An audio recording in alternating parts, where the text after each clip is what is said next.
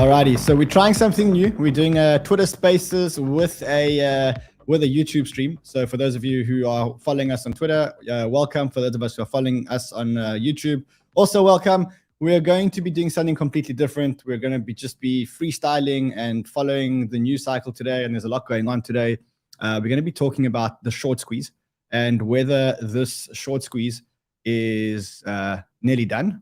And I mean, if you look at the GMX numbers right now, the longs are slightly bigger than the shorts. So let's talk about what could happen there. Have been watching the Solana price back up over $13.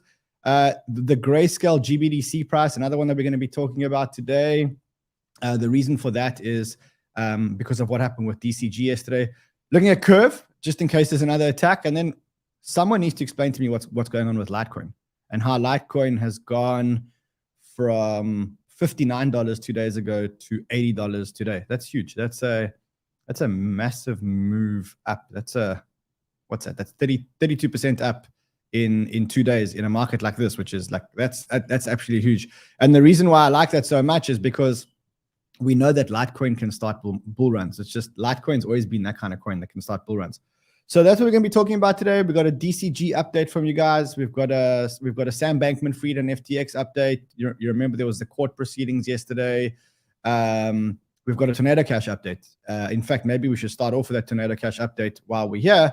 And I think the update's not a great update, but what we know is that the dev who developed Tornado Cash had a court hearing yesterday in the Netherlands, and they decided to detain him further for a further 3 months. So the earliest that this guy can get out of jail now is 3 months from now, when they have another hearing in Feb. The reason why they said that he should continue to be detained, he said the prosecutor believes that Pertsev, for all intents and purposes, was running Tornado Cash as a company or a service where they were de facto in charge of it because they owned most of the DAO tokens and could change how it was operated and made money off it. Prosecutor alleges that Pertsev knew that Tornado Cash was used by criminals to launder their proceeds, but chose not to do anything about it. The judge agreed with the prosecutor that Pertsev should be held in custody longer, in part because they believed that he actually might flee the country.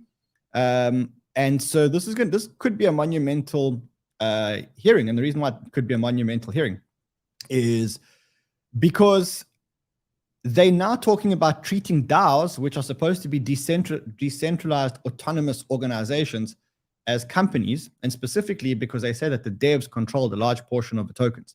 And if that becomes ruling, then that could have huge implications. I mean, I think that the fact that this developer is in prison in the first place, given that the fact that he just wrote code, is absolutely absurd. That's the first thing. I don't know if there's anybody who wants to comment on that. If there are any comments on specifically the Tornado Cash dev umbrella. I know that you were pretty interested in that, right? Yeah, I guess from kind of a builder perspective, this is a landmark and huge case, So it's obviously what the prosecutors, they were just hearing, what the prosecutor thinks. So yeah, landmark case. So I think it hinges on two aspects that they kind of said, and I've seen a couple good threads on it. One is that do they control the DAO based on they basically have control over the lot of the tokens, and secondly is do they are they in it for profit? So that was kind of the two key things that the prosecutor said. So basically they were of the view that because they control most of the tokens within the DAO, they can basically make any decision. So it's technically centralized. And secondly, they created the token for profit, and they're profiting from money.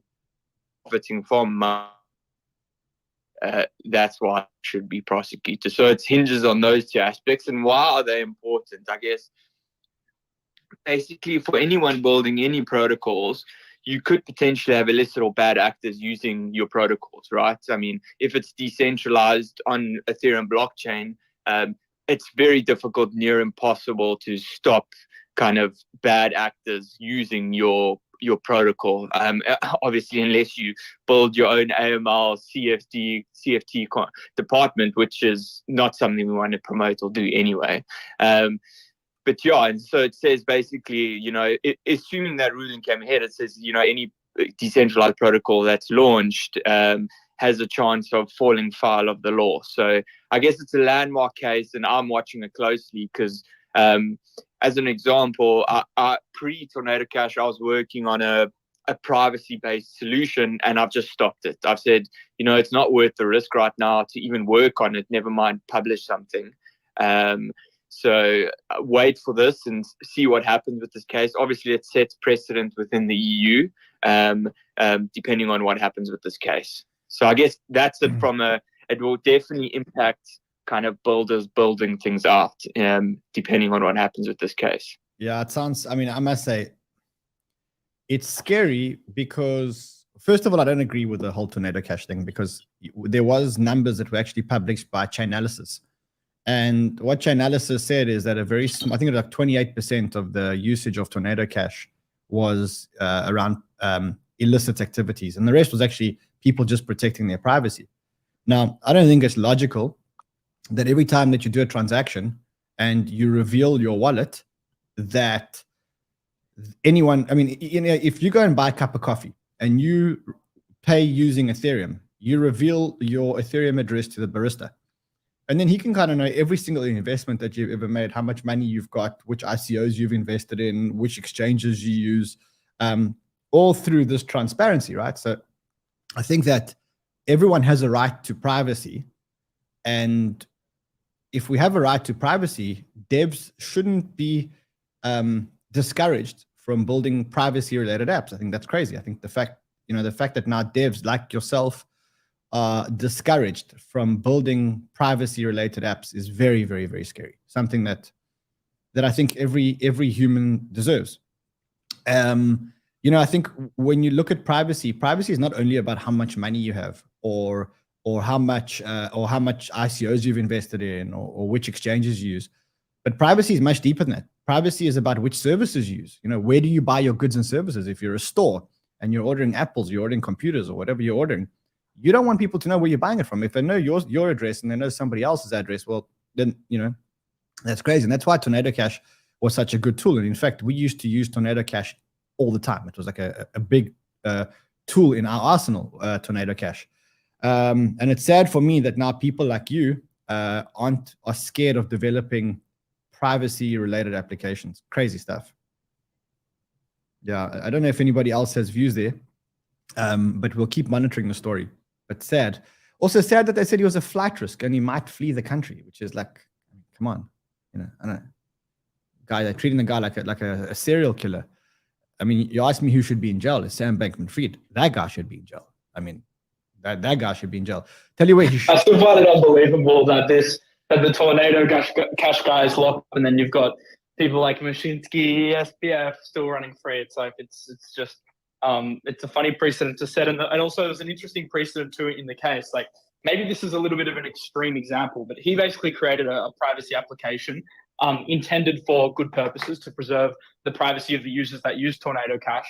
How is it, and maybe this is, as I said, a bit extreme, but how is that any different from like a kitchen warehouse shop selling knives, and then someone uses one of the knives to kill someone? It's like the creator of the knives, the manufacturer, they didn't intend it to be that knife to be used to kill someone, and or like an alcohol company, someone overdoses on alcohol, they intended to create that alcohol for responsible drinking. So, it's a little bit of a stretch, but that's kind of how I view this situation. It's like he just created a tool that's meant to be used in a certain way to protect users' privacy, and I don't think he was necessarily negligent or facilitating criminal activity. Just like as I said, a knife manufacturer isn't facilitating murderers. Like that's just my point of view on it. Yeah. Well, also, sorry, but I think there's a much bigger conversation that's to be had here. And I think, if we look at regulation, if we look at what governments are doing, not just in the EU, not just in America, but also in Asia, the kind of, let's say, like evolving technologies they're starting to integrate into into society in terms of facial recognition, in terms of tracking applications, and then obviously the introduction of CBDCs coming who knows how long. I think, you know, charging this developer, they're going to make a clear example of him. I think even worse. I think that if you think about what just happened with FTX, the government, and then, you know, Joe Biden, what we know about American regulators specifically. So the first thing is we know that American law is the most important law. The second thing we know about American regulators, and actually American governments in general, is that they're reactive, they're not proactive. And the problem is that they're overreactive. So if you think about, let's think about some examples. 9/11, you know, before 9/11, no security checks at airports, very few security checks at airports. Then we have 9/11. Now they, specifically in the US, I mean, there are checks everywhere in the world, but the checks in the US are over. Absolutely. You know, yeah. So they've overreacted completely to it. 100%. My office was, when I was in New York, my office was in the World Trade Center. And what the amount of security that you had in the World Trade Center after the attack, which was very, very, very reactive, was crazy. So what we know about the American government is the American government is reactive by nature. Not only is the American government reactive by nature, which is a bad thing, but they're overreactive. And so we can probably assume that part of the regulation, or the proposed regulation, is going to be something very, very, very similar to what the EU proposed, which is that all wallets, non-custodial and centralized and decentralized wallets, will have to be whitelisted before you can make payments out of them. So they'll kind of say, look, any business that is not any business that pays money or receives money must receive it from a whitelisted wallet, and if not, then they are committing, you know, money transfer fraud, and I don't know, whatever you want to call it. So that's the you know what I find kind of scary. It's, sorry for interrupting. What I find kind of scary is how the US is kind of like the front runner on a lot of this regulation. For example, like, I'm an Australian, and I know for a fact that our government, there's certainly a bit of a lag between our regulation, because we're waiting on the US to stand. So what I worry about is just a little bit. If this kind of policy is enforced, there's going to be a bunch of other countries, like maybe some of your other follow the US's lead and start to implement this stuff. So the US, being the global powerhouse, has to be very careful about stifling innovation here. Yeah, I agree. Well, I think that's also the challenge, and always has been the challenge, that regulations and law are quite like archaic. And I think in an economy and world where technology is hyper accelerating in its evolution, the rate at which, you know, the laws try to keep up with that is, I mean, it's a huge challenge. And who knows how long it's going to take. Yeah, I think, look, I think SBF didn't do anybody any favors. In fact, maybe let's start the SBF discussion. So every day we do an SBF update. Today's going to be no different. As much as I think I'm tired of this SBF story. But I think we should probably just quickly touch on it before we get into DCG and Genesis. And, you know, we have some insider info for you. I actually have a tape, which I'm going to play you, an insider info tape, which I'm going to play you. For those of you on the YouTube, you'll be able to watch it and see it. But let's quickly just touch base about SBF. So the first thing around SBF, we're picking up from where we were yesterday. First thing is, he wrote a letter to his employees. And I mean, let's read the letter together. It says, "Hi all, I feel deeply sorry about what happened. I regret what happened to all of you, and I regret what happened to the customers. You gave everything you could for FTX and stood by me and the company. I didn't mean for any of this to happen, and I would give anything to be able to go back and do things over again. You were my family. I've lost that. And our old home is an empty warehouse of monitors. When I turned around, there's no one left to talk to. I disappointed all of you, and when things broke down, I failed to communicate. I froze up in the face of pressure and leaks and the Binance LOI and said nothing. I lost track of the most important things in my commotion of the company growth. I care deeply about all of you, and you were my family, and I'm sorry. I was the CEO, and so it was my duty to make sure that ultimately the right things happened at FTX. I wish I'd been more careful. I want to give you a better description of what happened. One I should have written out as best as I could." So I'm going to switch off my my notifications. Yeah, that'll just make it a little bit easier. We are watching. We do have a group here which is watching breaking news. So don't worry, all the breaking news will be delivered to you guys here live. So it says, look, I deeply regret my oversight failure. In retrospect, I wish that I'd done many things differently. To name a few, being substantially more skeptical of large margin positions, examining stress test scenarios involving hyper-correlated crashes and simultaneous runs in the bank, being more careful about the fiat processes on FTX, having a continuous monitor of deliverable assets, total customer positions, and other core risk metrics, putting in more controls around margin management. And none of this changes the fact that this all sucks for you guys, and it's not your fault, and I'm really sorry about that. I'm going to do what I can to make it up to you guys and to the customers, even if it takes the rest of my life. But I'm worried that even then I won't be able to. So we've just gotten Squawk. Squawk has just come out with, I think Perianne was on there, and she about 10 minutes ago discussed FTX. I haven't seen the video. I've just dropped it in the group. I know Perianne's a good friend of yours and has quite a good take on these things. I'll get the video on. I mean, if Perianne wants to come on, maybe text her. I'm sure she would jump on. Fred, you've got a number, right? Okay, so yeah, you got Perianne. I will ping her, yeah. A billionaire, or was just a house of fake cards the entire time? Yeah, hey, good morning and happy Thanksgiving Eve. The hearing, as well as the letter that you mentioned, it brought more to light of what we already know. SBF and FTX, it was a fraud and it needed to be shut down. But it wasn't the regulators, it wasn't law enforcement, and it wasn't the cops on the beat that brought this down. It was the crypto industry itself that exposed FTX and brought to its demise. Like, it's clear this is a huge mess. The bigger question is, how could this have happened right under the nose of all the regulators? How could this have happened right under the nose of all the banks? We learned yesterday. Well, Perianne, half the regulators ended up working for FTX, did they not? I mean, you had people on the CFTC that retired or resigned and then went to work, at least one person, a high-level regulator on the board. So, I mean, again, we get into this kind of this messy type relationship, which just, I think, fair to say, ticks people off. On a macro level, Perianne, we've got a Wall Street Journal op-ed from Senator Elizabeth Warren.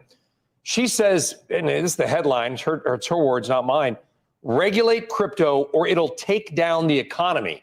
Now, again, maybe that's a little bit hyperbole, but do you think crypto has the ability to, quote, take down the economy?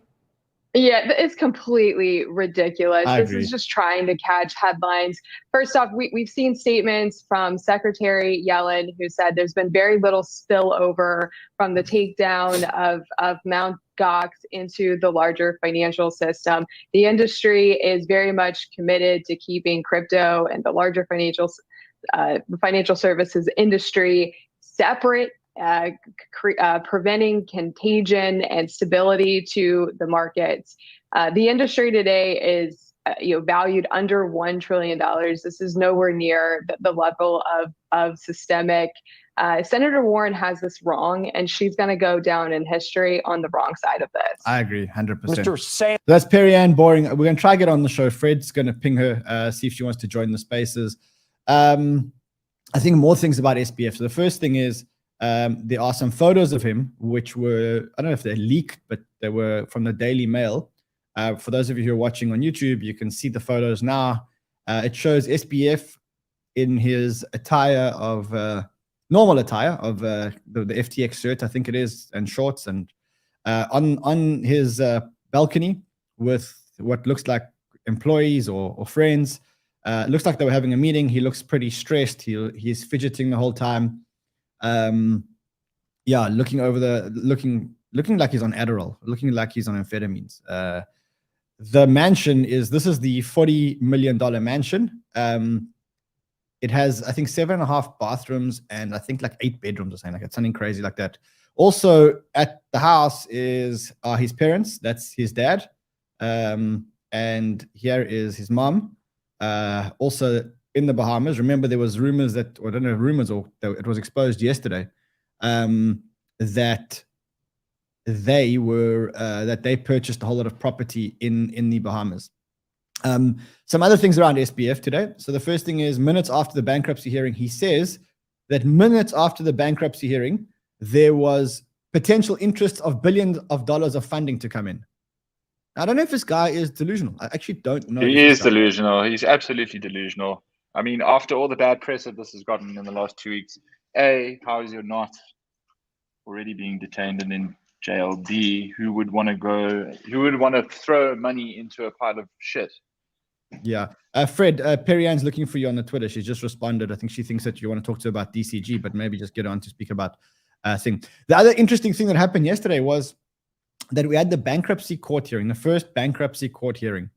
And I mean, there's certain part of this bankruptcy court hearing that were crazy. The one thing is the judge, not the judge, but the counsel reported that Sam Bankman-Fried ran this as his personal quote unquote fiefdom. I don't know how you pronounce that. In fact, listen to Andrew Ross Sorkin, what he had to say about it. Still seems to be some upward momentum here, at least as folks are trying to figure out what is happening in the aftermath of this FTX collapse. Traders still cautious, closely monitoring contagion, as we just mentioned, from that collapse. Among the latest headlines on the failed exchange, we had a lot to tell you about. FTX's attorney telling the bankruptcy court yesterday that the firm was run as a personal fiefdom. A former CEO, Sam Bankman-Fried. Attorneys say that FTX now plans to sell off healthy business units, but they caution the collapsed firm has also been hit by cyber attacks and has, quote, substantial assets missing. Now, the new FTX CEO, John Ray, has accused Bankman-Fried of working with regulators in the Bahamas to undermine the U.S. bankruptcy case and shift assets overseas. And there does seem to be a battle taking place to some degree between John Ray and what ultimately could be the U.S. courts and the Bahamian courts and perhaps even other international courts. So it's going to be fascinating. Yeah. So I mean, I was actually watching the proceedings yesterday. And all right, we got just Perianne. We sent you a speaker invite request. I see you're on. Just want to let you know that should be in your inbox. Awesome. So we got Perianne here. From the Chamber of, I think it's called Chamber of Digital Assets, Chamber of Digital Commerce. She'll correct me if I'm wrong. Some other things that came out yesterday. For now, the creditors of FTX can remain anonymous for now. So for now, we're not going to get a leak like we got with Celsius, which exposed a lot of people and how they, and their claim and stuff like that. There was an interview with CZ as well. I'm sure we've seen this, but I'm going to play it anyway because I just think it's pretty entertaining. I think it does give a little bit more perspective. But I'm sure you've seen it. But for those of you who haven't, let's play it again. Sam Bankman-Fried has said that it was not a good strategic move on his part to get in this battle with you. He says he regrets it because obviously it helped reveal the issues with FTX that led to the collapse of all of this. Do you regret that view? We were never in a battle with him. He may think he's in a battle with us. We didn't even notice. But we did hear some concerns about him bad-mouthing us behind our backs in DC, in other political lobbying circles. We just said, look, we don't want to be entangled. We just want to exit our equity portion. We did that a year and a half ago. And as part of that transaction, we got some FTT tokens. And recently, with the news of them becoming insolvent, carried by CoinDesk first, we just said, well, we want to sell those tokens. That's all we did. We were never against them. We don't focus on other smaller exchanges. Focusing our energy there doesn't give us the best return. If we take customers away from them, we may grow by 1 or 0.1%. Whereas if we can help grow the industry, we can grow by 5x, 10x, 100x. So we are much more focused on how to grow the industry more healthily together with other exchanges. So we never view them as a competition or as a fight. He may have that in his head, but we were never focused on it. I mean, Giga Chad, CZ. Okay, so let's look at some of the. CZ is a beast. He's a beast. He's a beast. Let's look at some of the implications. The first implication is Senator Karen, Elizabeth Warren. She sent a letter to the CEO of Fidelity and asking them again to remove Bitcoin off 401ks and highlighting that it's irresponsible to have Bitcoin on employees' 401ks. The New York Attorney General wants to ban Bitcoin and crypto in retirement funds. That was according to Cointelegraph. Yeah, I mean, there's a lot going on. Another thing around SBF is, as you can see on the screen, this event, we've spoken about the media coverage on FTX, and we spoke about how we feel that the media coverage is completely biased and one-sided, and almost like SBF has bought the media, or they're being too nice to him. And you remember there was that New York Times summit that was happening, and he was one of the speakers. it seems that he's still one of the speakers. It seems that now the speakers here are Eric Adams, the mayor of New York, Ben Affleck. Don't know how. Ran. I don't know if you saw what they did. So they definitely made a concerted effort to keep him on there. He was previously there as CEO of FTX. They've changed it, as you can see, to founder of FTX, and they made that change in the last day or two. I don't know if you noticed that. I noticed that the speakers that were previously with him are no longer there.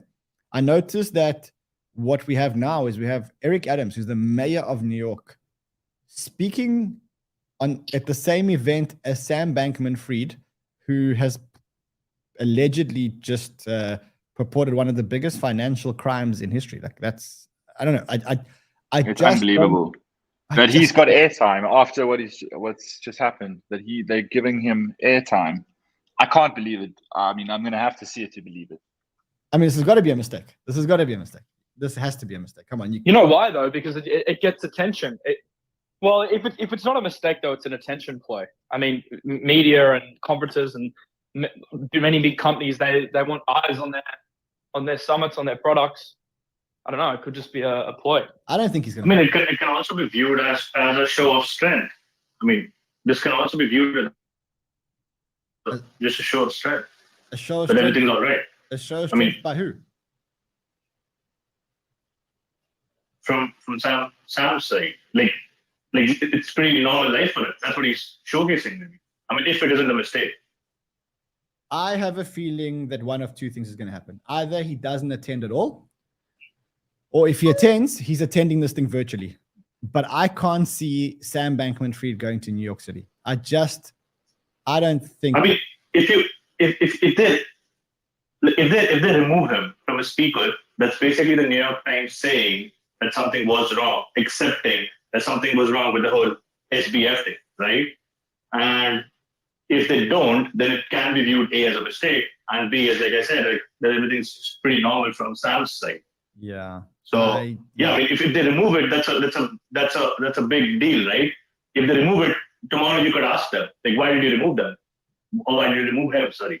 Sounds crazy. And yeah, that's a question they don't want to answer. That sounds crazy. Listen, I see we got Perianne with us. Perianne, welcome. I just saw you at on CNBC.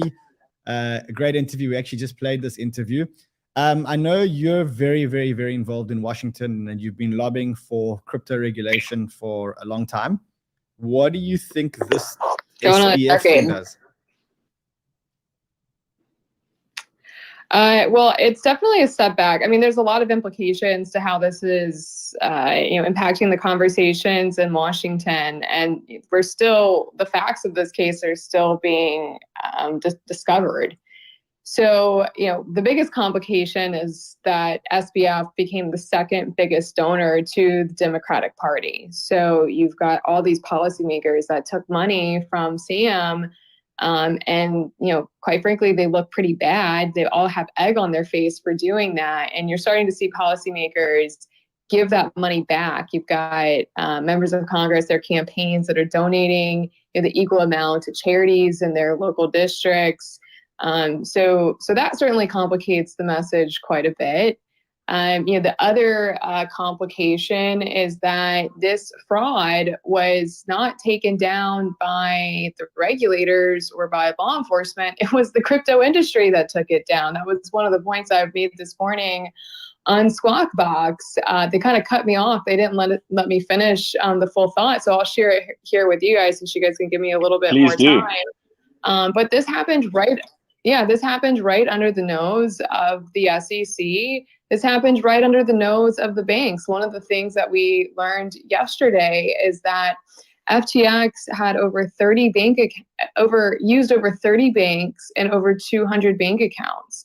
The banks are the first line of defense for law enforcement. There were no investigations opened up over their 4 years of operations. I mean, how is that even possible? Were there any investigations from the SEC? That information is probably not publicly available at this time, but it seems as though they were caught,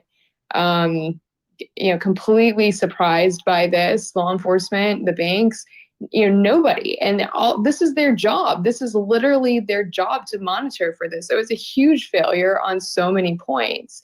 So I think it's really important for the industry to make sure that, we hold our policymakers accountable, we hold law enforcement accountable, and we don't let people like Senator Elizabeth Warren spin this in the other direction. This was not crypto's fault. This was a fraud. This was a scam. We have laws that exist that clearly make fraud illegal. There were a ton of US people using FTX. It was very easy to get on FTX. They weren't checking for VPNs. So, anybody, this was absolutely within the reach of US law enforcement, and they did nothing about it, all while profiting off of this scam. So those are, the things that make the conversation incredibly sticky and complicated, but I don't think we're going to be able to overcome this. I don't think Washington can overcome this until they can really face the facts, which are truly unfortunate. So what do you think, where do you think regulators let us down here? Like, what should they have done? What could they have done to make this better? To have avoided. Okay, so a little bit of history. Yeah, a little bit of history here. So the Chamber of Digital Commerce, we were established in 2014. So we're in our 9th year of operations this year. So we were the first group on the ground to advocate for the digital asset ecosystem. It was in 2016 that we saw the ICO boom and bust. And the SEC came out and they said these ICOs are securities, and they largely deterred and, I don't want to say shut down, but there is a handful of select enforcement offices, and that activity pretty much went away. But there were still a lot of questions about when can tokens be issued, which tokens are securities, which tokens are not securities, how do we list tokens on exchanges, what can be listed on exchanges, just basic questions about how can businesses legally interact with digital assets beyond Bitcoin. Bitcoin and Ethereum are the only tokens that the policymakers have said definitively are not securities, they're commodities. So the whole industry, up until this day, still to this day, all of the cryptocurrencies except Bitcoin, and now Ether is in question thanks to Gary Gensler, have zero legal certainty. We don't have actual guidance that defines what a digital asset security is, what a digital asset commodity is, or tells us which cryptocurrencies are under the CFTC's jurisdiction or under the SEC's jurisdiction. So because we don't have basic questions answered from the regulators about basic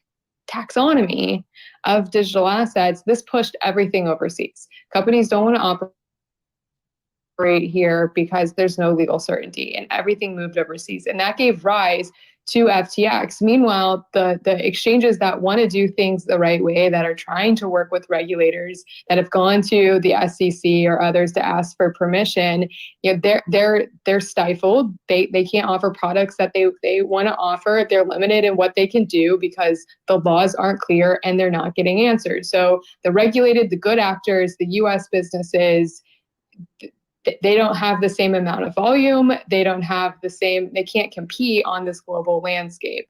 They pushed everything overseas, and then they did nothing about it when these, overseas, entities became huge and ultimately led to over $10 billion of customer money gone. And a lot of those creditors are people from the United States. So in 2016, when we initially asked for basic guidance on which digital assets are securities and which ones are not, that would have gone a long way. It's 2022, and we still don't have answers to that. So there's a lot of legislative proposals that are in front of Congress now. So Congress is stepping in. The regulators aren't going to issue the guidance needed.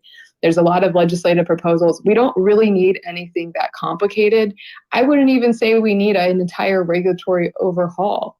We just need basic questions answered about which digital assets fit in which regulatory bucket. If they could answer that one simple question, a huge amount of these issues could have been avoided. But I mean, I don't understand how, if they say to you, look, X is a security and X is a commodity and X is a currency, I don't understand how that's going to stop Sam Bankman-Fried's from committing fraud. I know that he hasn't been implicated of fraud yet, but I just can't help but say that he was committing fraud.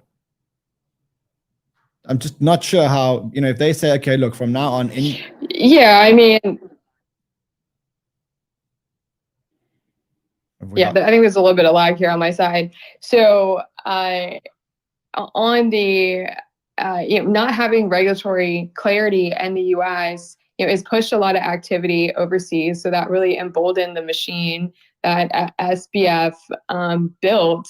At the end of the day, people who are criminals, people who are bad actors, people who have bad intent or who are fraudsters, their goal and their whole purpose is to skirt the law. So they're already breaking the law. There's no really law in place that you can prevent a bad actor from being a bad actor. But if we had a clear regulatory framework, I don't think FTX would have had the volume that it had, and this could have been not as large of a scale of an issue as it blew up to today.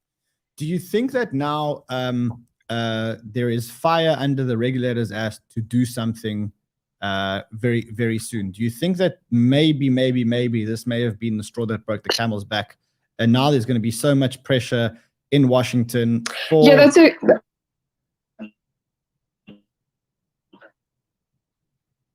I don't know if it's me breaking up a Perianne.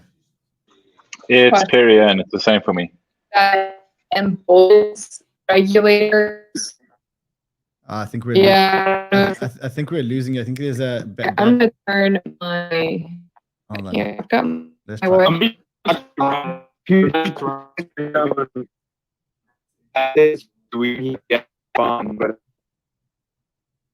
What is the response going to be in Washington? And are policymakers is there going to be a backlash? So that is the biggest risk for the industry today. And that's what we're prioritizing our time mitigating at the chamber right now. Anytime there is a crisis, policymakers naturally they don't want to let a crisis go to waste, and they feel like they need to do something, and they tend to overreact. Further, policymakers largely don't understand this asset class, so it makes the risk of getting bad policy even worse. So what I think is likely to happen, you're going to see people like SEC Chairman Gary Gensler, CFTC Chairman Benham, the Treasury Department, law enforcement, you're going to see them emboldened. So to this point, we've really had what's called regulation by enforcement. We don't have clear rules to the road, but law enforcement is going after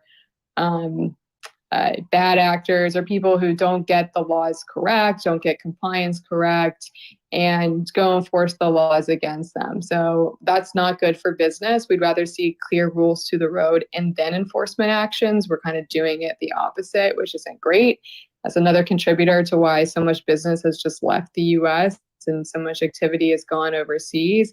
I think that's potentially going to get worse. We are preparing to see more litigation, more issues to get debated in the courts.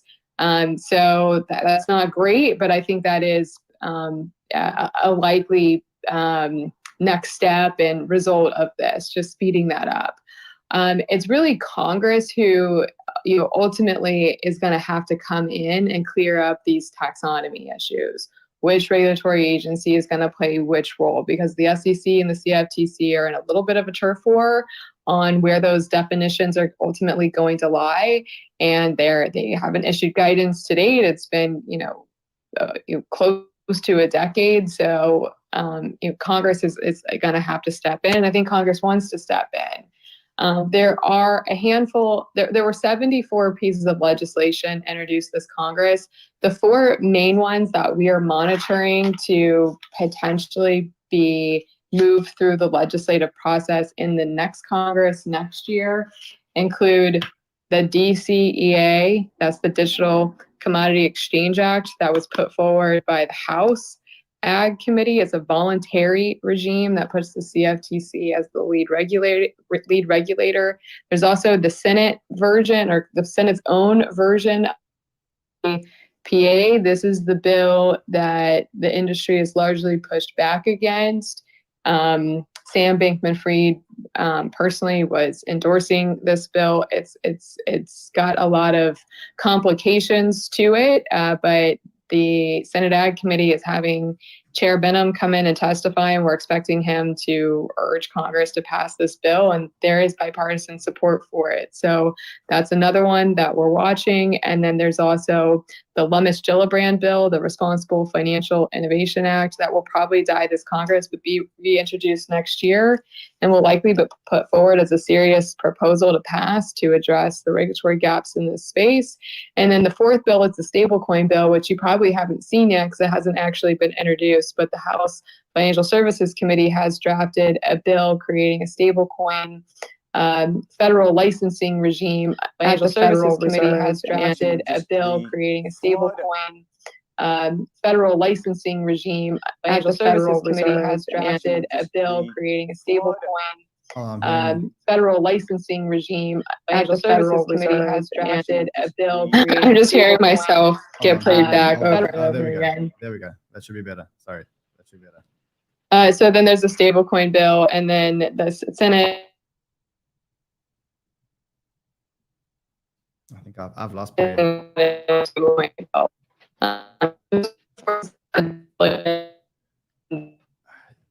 think Perianne is breaking up. I don't know if it's only on my side. Fred, are you guys hearing Perianne? It's on your side, Ran. Okay. She's breaking up on my side, but I think it's because we're on StreamYard. It could just be the feed. And breaking news. Gideon? Yeah. Breaking news from CoinDesk. 3 commas found no evidence from an internal investigation that its platform has been breached after customers insisted that their crypto accounts were drained by hackers. That was last week when people said that their accounts were hacked by hackers, and I think via Binance. And I think if I'm not mistaken, Binance actually decided to reimburse people, right? Yeah, I think that was the case. Sorry about that. Just when there is breaking news, the guys usually interject. Do you think 2023 is going to be the year of regulation? And do you? I mean, the one way I look at regulation is, I know that the liberal crypto people don't want regulation, and we don't want regulation that is going to stifle innovation. I think that's one thing that we're all on the same team. But on the other hand, we're also realizing more and more that if we don't have regulation, poor retail investors, who are the ones that are actually funding this entire revolution and this entire industry, are the ones that keep getting hurt. They keep getting, robbed. They keep getting scammed. They keep getting, FTX'd. Do you think 2023 is going to be the year when we get some kind of regulation, or the year of regulation? Yeah, so we already on your comments of crypto people that don't want regulation, the reality is that we already have regulation. There already is a massive regulatory burden on this space. What we're advocating for is regulatory clarity and a legal environment that encourages the adoption, acceptance, and use of this technology. That's what we don't have. So we need to fix the laws to make them workable for this new technology ecosystem. In terms of getting regulation from the SEC or others that provide that necessary clarity, I mean, it seems pretty clear they're just not going to do it, and that it's ultimately going to be Congress that has to step in. So will next year be the year of true crypto legislation? I used to work on Capitol Hill. Only 2% of legislation that's ever introduced will actually become law. And the legislative process is incredibly difficult to get anything through. That is how it was designed. We don't necessarily want new laws to be made in a fast or expeditious way. But in addition, we've got gridlock in Congress. You've got a highly divided Congress. But interesting enough, digital assets is somewhat of a nonpartisan issue. You've got people on both sides of the aisle that agree on a lot of basic fundamentals of this technology and what policy should look like. So I think it is possible we will get policy in the next Congress. So Congress is a 2-year session. So the next Congress will go from 2023 to 2024. It is possible we will see a crypto regulatory reform bill. But it's too early to know if that's likely at this point. It may not be until the Congress after that in 2025 and 2026. So I'm not calling that yet. It's too early to know if we'll actually get something done. But I will say the one positive thing, if you can come up with any silver lining about FTX, is that it has finally prioritized this for pretty much everybody in DC. We started our organization in 2014. I was one of the first people, if not the first person, to become an advocate for digital assets and lobby on these issues in the United States. And even just 5 years ago, we had a hard time getting policymakers to take these issues seriously. They didn't think the industry was real. They thought it was going to go away.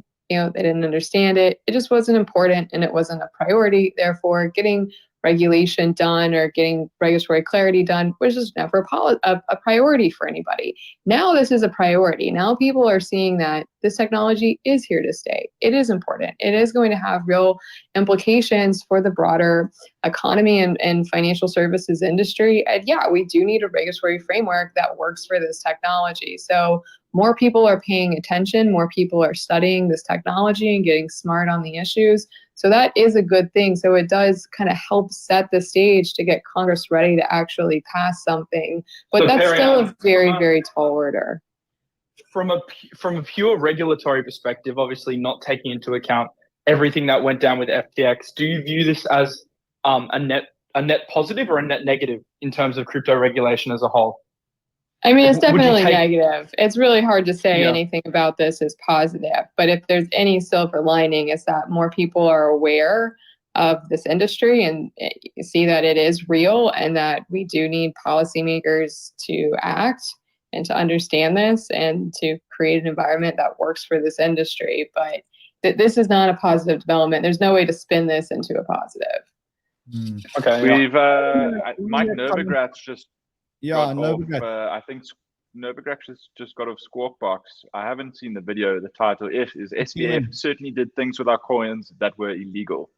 Let's get your reaction to just the flood of news that we've gotten out of FTX, both from the company's new CEO, of course, who oversaw the upending of the bankruptcy for Enron, who believes that Sam Bankman-Fried treated this company like a personal fiefdom. And then on the other end, I want to talk about the regulatory aspect and what you think the future may hold. But first, as we've seen even memos coming out from Sam Bankman-Fried himself, what do you think? Yeah, it's shocking to me in some ways. I had some young kids break into my apartment 4 years ago. They stole a couple laptops. And within 3 days, the NYPD had arrested them and they were in jail. I had Sam Bankman-Fried, who maybe I'm not a judge or a lawyer, but I read my contract, certainly did things with our coins that were illegal. And he's running around the Bahamas, giving press conferences, going on TV. That whole thing kind of surprises me. I think his day will come. I'm shocked that his father, who's supposed to be a lawyer, is letting him talk, or that anyone's actually listening to him. Right? Liars lie and will continue to lie. And so when you say that he did things with coins that he was not allowed to do, what are you specifically referring to? Because you had money on his contract exchange. When you deposit your crypto or your dollars on his exchange, they're your coins. You've got title to them, and lending them to his family office was not part of the deal. And so, nobody who participated in that exchange signed a contract that Sam could take your coins and run a hedge fund with them. And so, that's fraud. Again, I'm not a lawyer, so my lawyers will probably yell at me. I think I agree with Mike Novogratz. That's blatant fraud. I'm surprised. That's why I don't think that SBF comes back to the United States, because I think as soon as he goes to the United States, he gets arrested. Maybe that's just me. I don't know. Does anybody else have any views as to how this guy's still out of jail?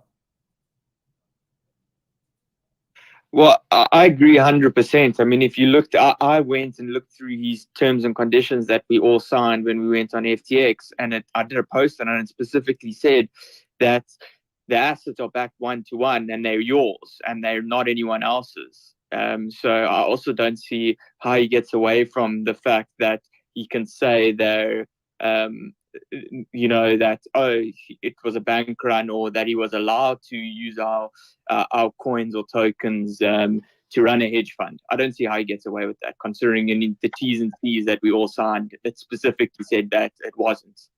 That's why I think he never goes back. Well, not never, but I think the minute he goes back to the US, he gets arrested. I see Bilo Crypto. He's joined as a speaker. I see he's got his hands up.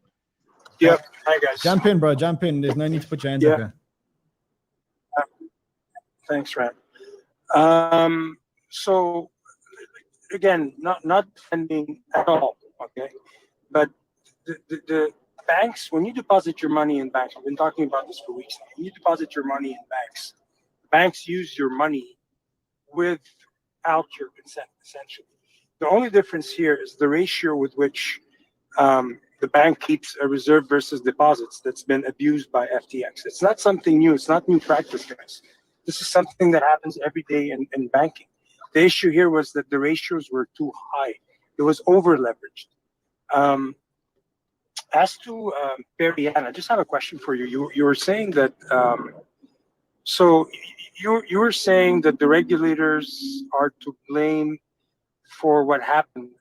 So what kind of regulation are you calling for? Because in my eyes, the only regulation I'd like to see is a regulation that protects users' funds on exchanges per se, not more. No regulation that stops me from deciding which investments to be a part of, which exchanges to trade on. Just unless I have an exchange that's regulated in the sense that there's somebody, doesn't have to be government, somebody overseeing to make sure that we never are put back in a situation where there are more liabilities than there are funds. To me, that would be the only kind of regulation that I would support. What are your views on that? Yeah, no, and I don't want to necessarily say the regulators are fully to blame for this. So I don't think that's fair to put all the blame on them, because at the end of the day, it's SBF that needs to take accountability for his actions. In terms of what we're advocating for, so regulatory clarity to get a clear taxonomy of which digital assets fit in which regulatory bucket. Digital asset securities, digital asset commodities, payment systems like stable coins, and then there's NFTs, which I think are in a bucket of its own as digital commodities. So we need clear definitions to know which digital assets are regulated and under the jurisdiction of which regulator. The other thing, to your point, what is actually going to move the needle in terms of protecting customers? We're also calling for proof of reserves, which includes liabilities as well. We've been calling for this for 18 months. We issued a report on proof of reserves 18 months ago. So there is support from policymakers, both at the federal level and at the state level, to start mandating this. The industry has had years to voluntarily start using proof of reserves, and they haven't. So maybe it's time that the regulators require that if they're going to hold money transmitter licenses, are going to be able to operate crypto exchanges in the US. So we're also advocating for proof of reserves, which would include liabilities as well. I think proof of reserves is a great thing, but let me ask you this. How would proof of reserves address loans? How would that be? We've got some breaking news, Ran, on jobless claims. Okay, cool. That just came out now. Okay, yeah, 2 minutes ago. 200 came in it. Yeah, I was asking, how would loans be incorporated into proof of reserves, Perianne? I think all of that needs to be adopted within the proof of reserve process. I don't necessarily have all the answers on the technicalities of how to implement it, but proof of reserves for at least deposits is a good step forward. Loans is kind of a whole nother animal to take on, but it's a lot of the lending that's got these centralized lending platforms that have gotten in trouble. So I don't even know if I want to go on record kind of saying that that's a business practice we want to continue to support going forward. Maybe these things were destined to fail, but the basic challenge here has been customer deposits. How do you know they're actually there? So I think that's a good step forward. And once we can that can be built out to more complex business offerings such as loans and lending. Exactly. But I'd love your input on that as well too. I'll share our paper. Sure. I'll share our paper in the group here, and if you've got some additional comments on that or ways we can potentially implement that, or if anybody else on the line, if they're digging into this, there's not a ton of experts on proof of reserve out there. We've got a handful at the chamber. So if you know other people that have, helped anybody implement this, there's only a couple companies that have, but we are looking for additional technical experts to serve as a resource to the exchanges so we can get this done. I totally think evolution. Go ahead. No, go ahead. No, I was saying I totally think proof of reserves is a step in the right direction. I think the biggest issue to be solved again is these loans or hypothecating what you have in your wallet. It's kind of hard to track. So I'm thinking third-party compliance officers that take up shop in every single exchange out there becoming mandatory, and them having to approve.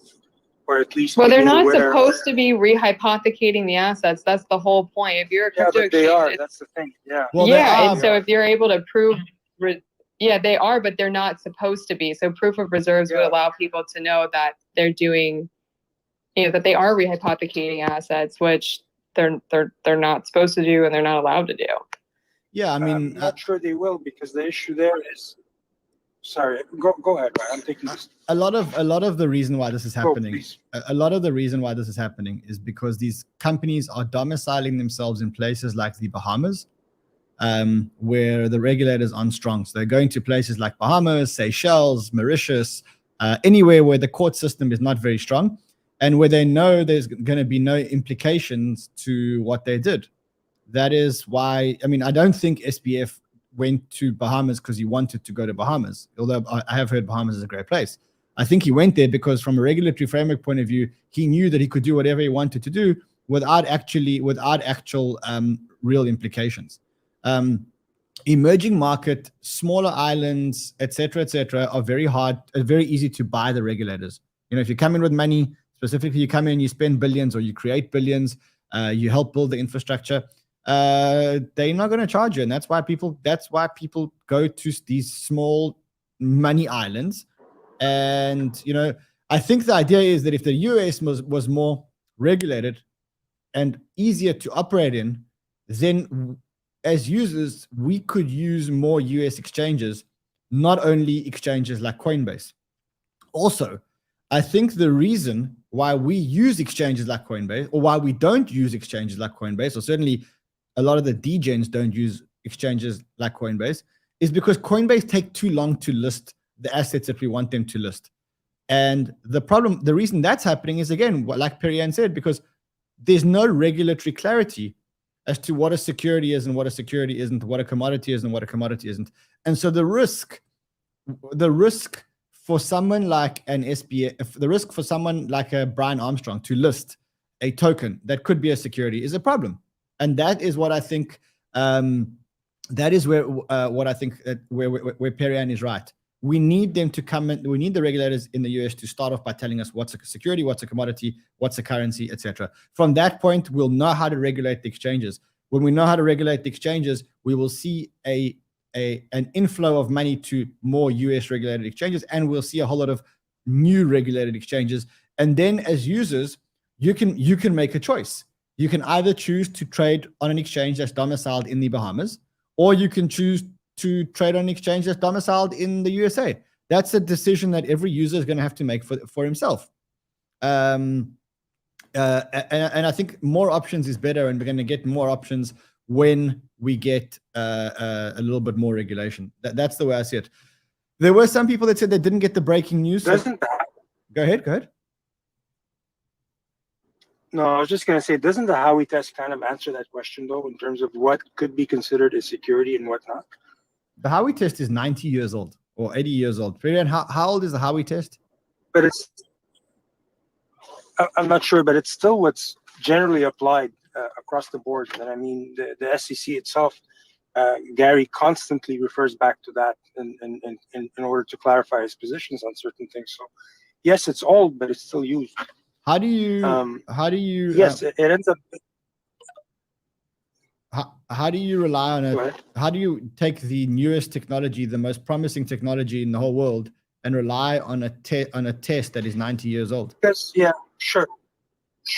Because the premise of the test is there are four or five guidelines. Essentially, there's a common investment. You're doing this to make money, and it's derived from the work of others. So whether it's digital or archaic, so if we're all investing in something that we stand to reasonably believe we're going to make a profit off of, and it's work being done by somebody else, as it stands today, whatever the vehicle is, it's a security. So it's very limiting, because essentially is then XRP, a lot of things become securities. Is XRP a security? So this is the legal battle right now, which XRP, whether you like them or not, and we're not going to get into XRP right now, but XRP winning their case would be a boon for the crypto industry. Does not mean that every single project that comes out will not be declared a security, but definitely will be a step in the right direction for the crypto market. Don't forget, like I think Perianne mentioned, I don't think she's here anymore. Perianne mentioned, and it was very important, and people don't realize, there is a potential for the SEC to change their stance on Ethereum since it switched to proof of stake. Because now proof of stake theoretically brings you back to a situation where you are profiting from the work of others. So it is complicated, and it does need, I think, to be kind of revamped. But as it stands today, that's really the guideline. Yeah. Look, I must say. Yeah. Go ahead, Umbrella. Yeah, I mean, why do we need to regulate certain technologies? We don't see kind of Web 2 being regulated left, right, and center. And the reason you don't want it regulated is it stifles innovation. So the more we regulate, as you said, Ran, the kind of new leading tech, which is why I got into it, because I believe this is kind of the breaking edge of technology. You don't regulate the breaking edge of technology because you don't get that innovation. And if kind of the US don't want to be the leading innovator, which they currently are and have always been, they will regulate this, and then you'll get innovation moving offshore, which is, I assume they don't want. Yeah, listen, to be honest, I'm severely. Yeah, I mean, if you do talk about the. Go ahead, Bombay.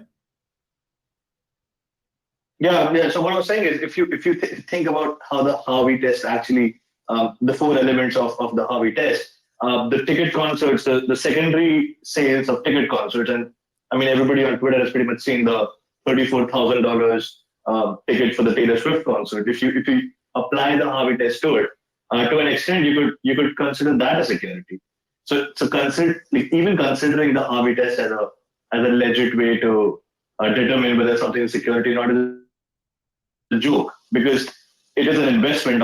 If somebody is selling a ticket on secondary sales, it is an investment. You're doing it for profit. And if you consider four elements, it's an investment of money with the expectation of profit, and is a right from the effort of others. The secondary sale of tickets is actually a security. And yeah, I mean, that's just how the Harvey test determines whether something is a security or not, right? Unless obviously it's obvious. Listen, guys, I'm severely allergic to regulation. Can we move? Do you mind if we move away from regulation? I just feel, I don't know. I have a severe allergy, and I didn't bring my EpiPen, so I don't know. Do you mind if we move to? Let's look at the breaking news. The breaking news was the jobless claims. The jobless claims were higher, 240,000 jobless claims, which the estimate was 225,000 jobless claims. This is good and bad. Well, bad because more people are unemployed. Good because the Fed wants more people to be unemployed so they can stop raising interest rates. So what we have now is we have a situation where we have more jobless claims. Let's see how the markets responded. So Let's not look at Bitcoin because I think we're facing a lot of liquidations and stuff. NASDAQ is up 0.15% on the futures. The Dow's flat and the S&P is flat. Let's just quickly check in with what the interest rate hike expectations are for the Fed meeting on the 14th of December.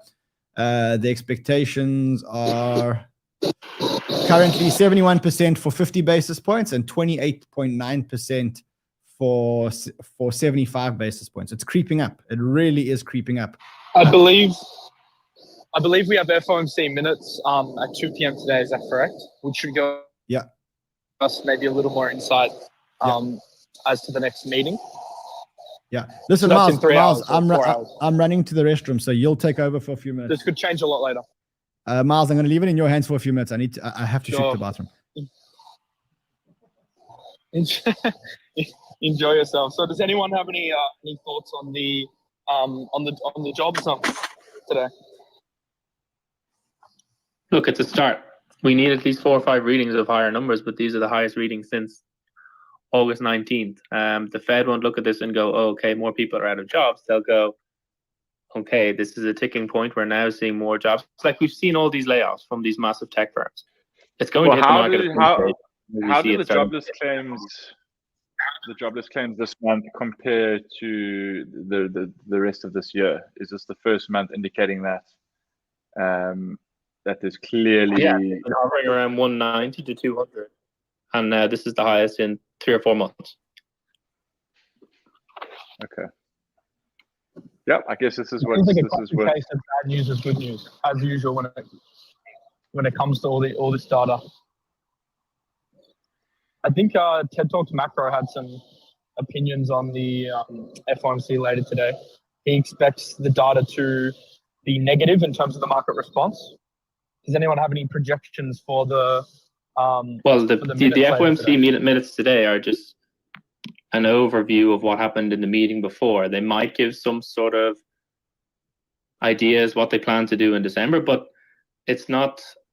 We probably won't get much. Last time we just got our 75, so like there's nothing really to it, and it's just I'm not really sure we'll get much. These minutes have just decreased in kind of use in crypto markets. As like we were talking about this earlier, Miles, like these kind of macro, everyone seems to have forgotten about these macro data points in the last 2 or 3 weeks, month, given the FTX, given all these liquidations, given everything.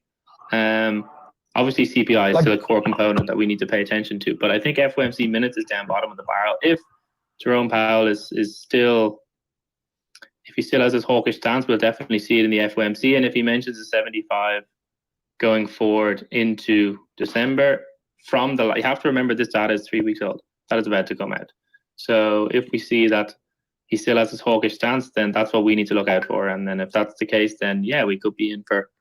You pointed out an interesting point that I tweeted about earlier today. Like I just find it so funny that like if we look back 2 months ago when everyone was saying like how boring this market was and how there was like nothing to do, like the macro stuff was really at the helm.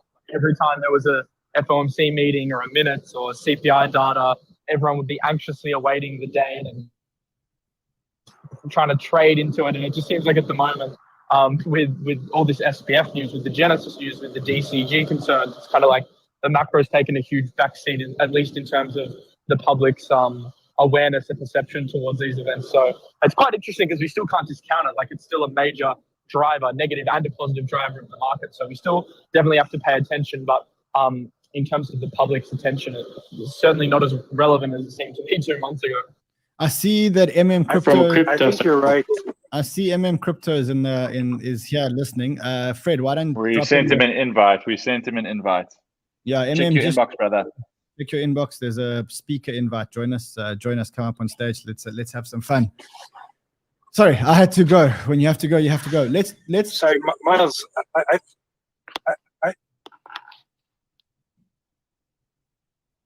Go on. Who was that? Ran, you can okay. Miles, I think you're right. So the FOMC minutes coming out actually in 2 p.m. Eastern. People aren't paying attention, but it doesn't really change anything because crypto is very reactive to traditional markets, and traditional markets are paying attention. And so if you see traditional markets react to FOMC minutes, and I think, and if I was to predict, I think they're going to reflect Powell's post-rate hike announcement press conference, which got more hawkish by the minute. So I think traditional markets, if the minutes come out as hawkish as Powell's statements after the announcement of 75 basis points, if they reflect that, I think the markets will react, and I think crypto will follow, with or without crypto. Crypto investors kind of keeping the FOMC minutes on the radar. I must say, I don't think that. I've got breaking news. Go for it, Mars. It's not crypto breaking news, but Germany just scored. Germany just scored a goal. It's 2-0 versus Japan. Oh, awesome. Was it Kai Havertz? I think maybe. I don't know. There's probably a lot of World Cup fans here, so I thought I'd give the soccer break. I think that is breaking news. In fact, let me see if I can actually get the goal here. Let's just see if I can maybe get the replay of the goal. Let me just go stream that. It was a tap in, basically. Hold on a second. Let's see if I can get us the live. For those of you who are watching and want to watch, let's see if we can get the games on. Hold on a second. There we go. It was a rebound. It deflected off the keeper, and then he squared it up. I just don't know what. I think that's Havertz. It's hard to see. I'm watching on a screen. Oh, VAR have been all over this for a few seconds as we look at Havertz with a simple tap in. What a pity. Okay, let's just quickly go through where we're at. So let's quickly look at the markets. Bitcoin 16,440, not much going on. Nasdaq flat, Dow flat, S&P 500 flat. I think the correlation between the market and the broader markets, the macro markets and crypto markets is not going to be, there's not going to be much correlation anymore for a while. And that's because I think we're dealing with our own challenges that the broader market doesn't have at the moment. So I think for now, we just have to accept the fact that if the market goes down, we're going to go down. If the market goes up, we're not going to necessarily go up. So I think that until we can resolve where we're at. Anybody know what the hell is going on with Litecoin? Like, why has Litecoin gone up in the last, the last 48 hours? Litecoin is up 30% in this market out of nowhere. And the reason why I asked this is because Litecoin has always been. I think a lot of the proof. Go ahead, Mars. Of work coins are up right now, aren't they? Sorry, you're just a bit delayed on the StreamYard, I think. But I was just saying a lot of the proof of work coins are up today, I believe. Like Ravencoin and some of these other ones as well. There must be a narrative behind it. I'm not too well versed though. Yeah, I see Roger Ver is also here. Roger, if you want to come up on stage, Fred, maybe just send Roger an invite. Friend of mine, Roger Ver, he's here. If you want to speak, if you guys want to speak, just send a direct message to my Twitter account. Fred will vet you guys, and then you can go up. Someone says Litecoin is up because BitBoy is shilling it. I actually heard that, Shill. I heard it. I can maybe try and play it for you guys. But the halving's in 200 days. I mean, come on. Let's see if I can find that BitBoy. If you guys can drop that BitBoy shill for me into our research group, if you can drop it into the bottom, that would be great. I mean, I respect. Yeah. I just want to make a comment on BitBoy real quick. Maybe I shouldn't make this comment, but whatever. Like, I respect what he's done recently, but I mean, it's no coincidence for me that like the three tokens that he talks about the most at the moment, or at least very heavily, XRP, ADA, and Litecoin, are the three tokens in the top 10 that have the three biggest communities. For me, it's just like, it's kind of just using the pump as potentially an opportunity to bring in viewers, which is fine, because it's a media game, and we understand how the YouTube game works, but I don't know if it's a little disingenuous or not. You know, let's talk about that for a second. Like, he's literally picked the three biggest communities. Let's talk about that. So, I mean, you know, I've known Ben for a while, obviously, because we're both in the streaming game. Generally, I didn't respect the fact that he was paid to do content and then all of that stuff came out about him. I've got to be honest, I thought that was bad. We always said that we'd never be paid, we'd never accept money for token reviews, we'd never invest, we'd never accept investments in return for token reviews and stuff like that. I think he, as a result, lost a lot of credibility. But I think at some point he realized what he was doing wrong. And I think that he changed his ways. And I think that what he's doing now is he's gone a little bit extreme, but he's gone extreme on exposing, and he's so far successful in exposing a lot of the right people. I do worry about BitBoy. And I really like BitBoy. You know, the guy has his faults. We'll talk about his faults in a second, but I do worry about him now because I think he's going after a lot of people. People like Gary Gensler, very vocally. People like Kevin O'Leary, very, very, very vocally. And I don't know if this ends very well for someone who's probably at some point shilled unregistered securities if the SEC were to have a look at that. So that's my first thing. My second thing is that BitBoy made a lot of mistakes. I hear you, he did. I think being paid to do token reviews is really, really, really in bad taste. But I also think that at the time when he did it, there was no real playbook. Like, you know, we were all learning. I know how hard it was for us. We started Banter. You know, things happened so quickly. The bull market came so quickly. All of a sudden, you're presented with a whole lot of opportunity. And it takes you time to build the right systems and the right processes. And a lot of the time, you build the right systems and right processes by making mistakes. Yeah, but I mean, you know, ultimately, I think he's cleaned up his act. Generally, yeah, I think he's making different type of content. I don't think he's doing as much sponsored content. And I think he's really trying to position himself as a champion for the people. Do I agree with the communities that he's gone after? Like, do I agree with the fact that he's gone after XRP and, you know, the Litecoin community and the ADA community? Look, I've been quite open to say that I'm not a big XRP fan for a whole lot of reasons. I can detail them again if people want to have an XRP discussion. I do hold Cardano, although I have got my concerns around Cardano. I'm not a huge Cardano fanatic. I'm not one of the Cardano army, but I do hold Cardano. I have taken a long-term view on it to say, look, maybe Charles's academic, slow build, slow approach will work better than some of the other blockchains. But it's not one of my biggest holdings. I'm there. I've put down a few chips as an option to do that. And then Litecoin, I mean, I don't actually get the use case for Litecoin. I've got to be brutally honest. Maybe someone can enlighten me on what the US,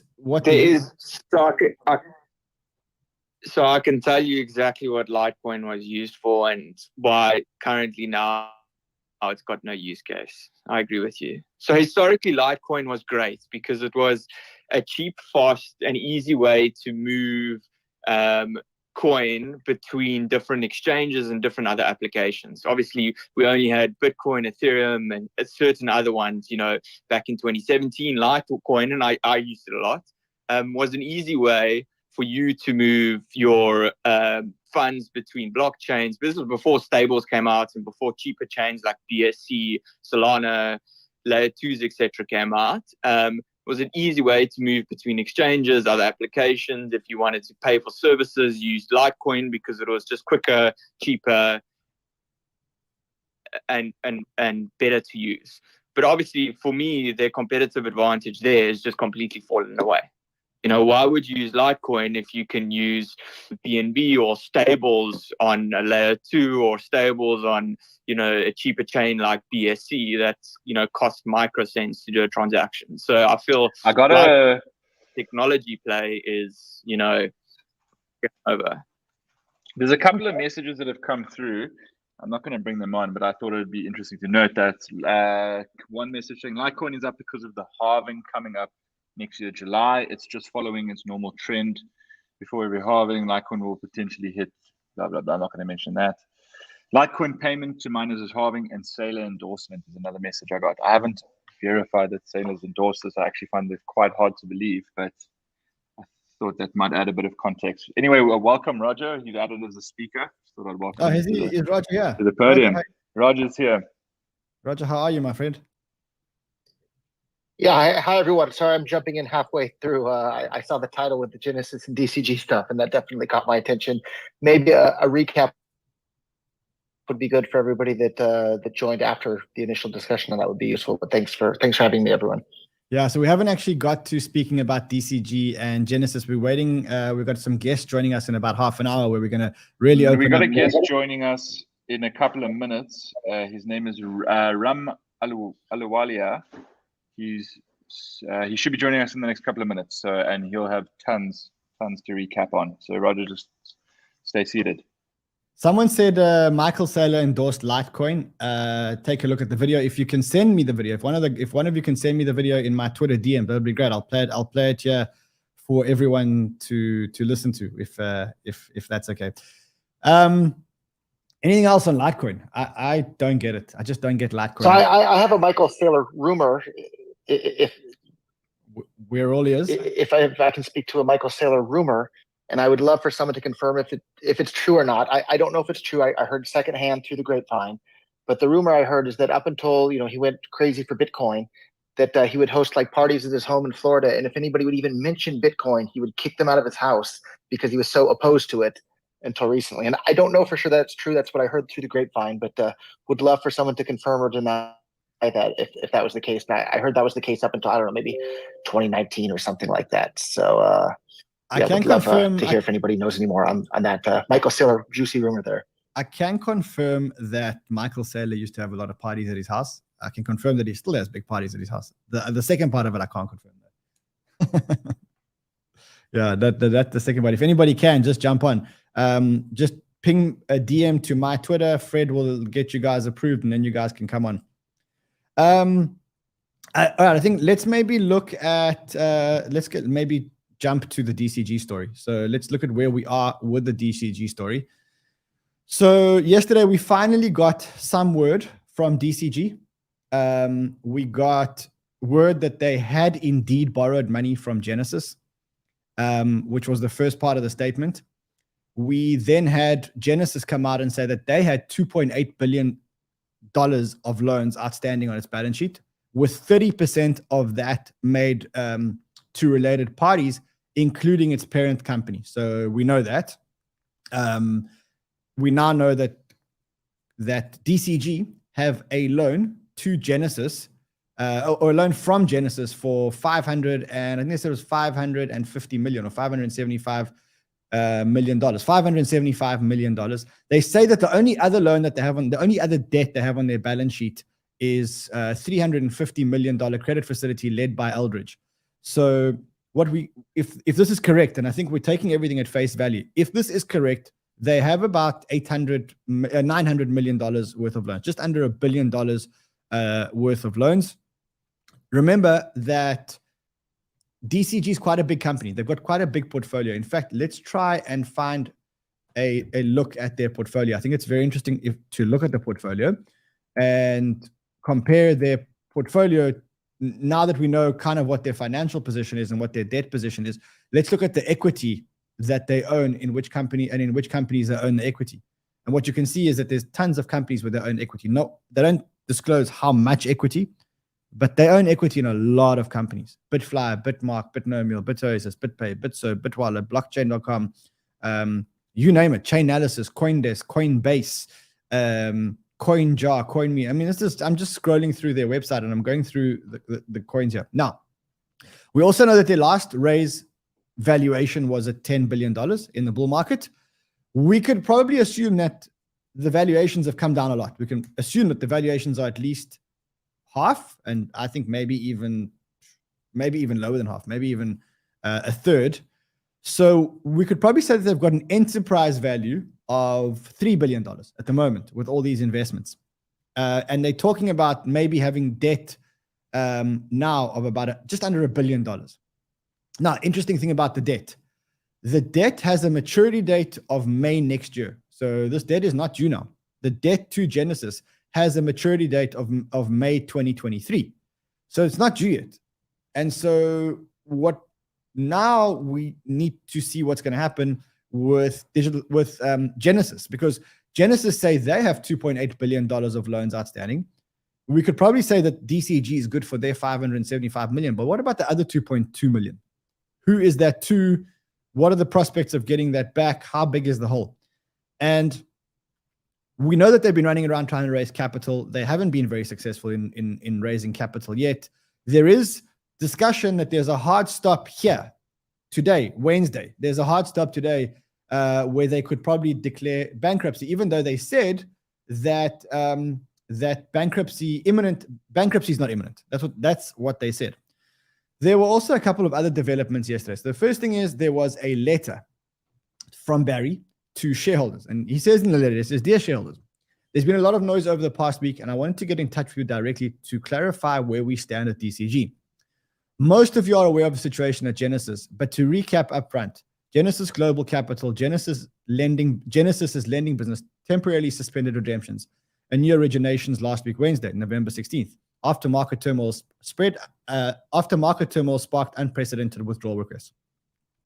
This is an issue of liquidity and duration mismatch in the Genesis loan book. Importantly, these issues have no impact on Genesis' spot and derivatives trading or custody businesses, which continue to operate as usual. Genesis' leadership and their board decided to hire financial and legal advisors, and the firm is exploring possible options amidst the fallout of the FTX explosion." So the first thing we know here is that there is a possibility that they're not actually insolvent, but there's just a mismatch between when people are asking for their money and where their money is. A good example of that is people are asking for like Genesis. DCG has this loan, which owes Genesis $500 million, but it's only due in May 2023. And if people are withdrawing their money now, and the loan is only due in May 2023, there's what they call a mismatch in timing. And that's one of the things that he addresses here. He says, in recent days, there's been chatter about intercompany loans between Genesis Global Capital and DCG. For those unaware, in the ordinary course of business, DCG has borrowed money from Genesis Global Capital in the same vein as hundreds of crypto investment firms. These loans were always structured on an arm's length basis and priced at prevailing market interest rates. DCG currently has a liability of $575 million to Genesis Global Capital, which is due in May 2023. These loans were used to fund investment opportunities and to repurchase DCG stock from non-employee shareholders in the secondary transaction previously highlighted in the quarterly shareholder updates. And to this day, I've never sold a share of my DCG stock. You may also recall that there is a $1.1 billion promissory note that is due in June 2032. Where did that originate from? That originated from the Three Arrows liquidation and DCG, the mother company, taking over Genesis's claim. So it says here, as stated in August, because these are now DCG liabilities, DCG is participating in the Three Arrows capital liquidation proceedings and on the creditors committee, and is pursuing all available remedies to recover the assets for the benefit of the creditors. Chances are they're going to see zero from that, or close to zero from that, or maybe a share in the yacht that the guys bought. Aside from Genesis Global Capital intercompany loans due in May 2023 and the long-term promissory note, DCG's only debt is $350 million credit facility. So actually, they've got $2 billion of loans because they got this promissory note of $1.1 billion.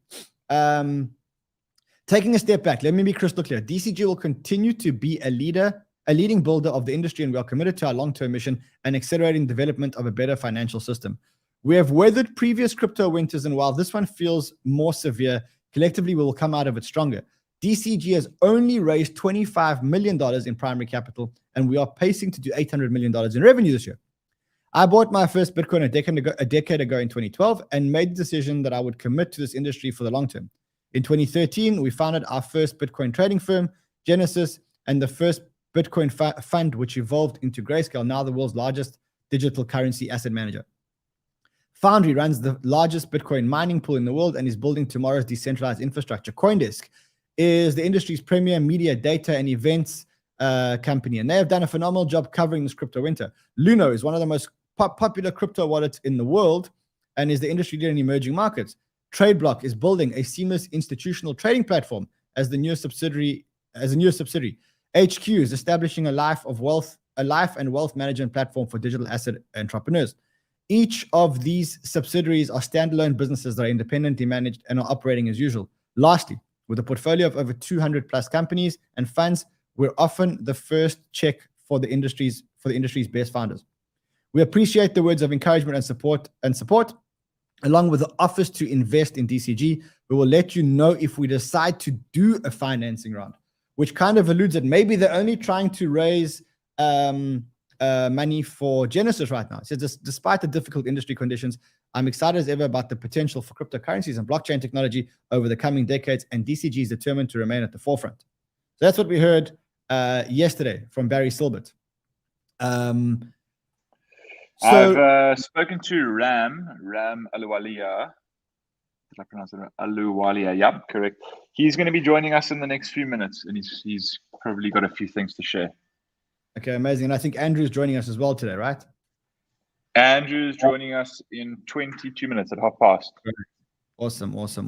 So yeah, that's, I mean, essentially. Andrew just tweeted. I've got that tweet. Andrew just tweeted calling the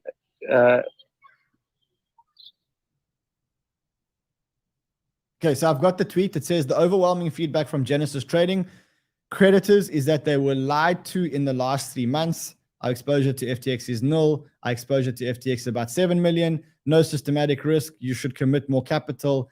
Yeah, I mean, that's true. They were saying that all along. We know that they were saying this all along. Yeah. A few other things. So all eyes on this GBTC discount, because a lot of people believed that one of the assets that Digital Currency Group could actually sell was their shares in DCG. Now, very interesting to note that if you look at a Bloomberg terminal today, you'll notice that in the last week from 11/18, so last week, DCG only owned 28,080,000 shares of Grayscale Investment Trust, Bitcoin Trust, GBTC. And if you look at it now, they own 67 million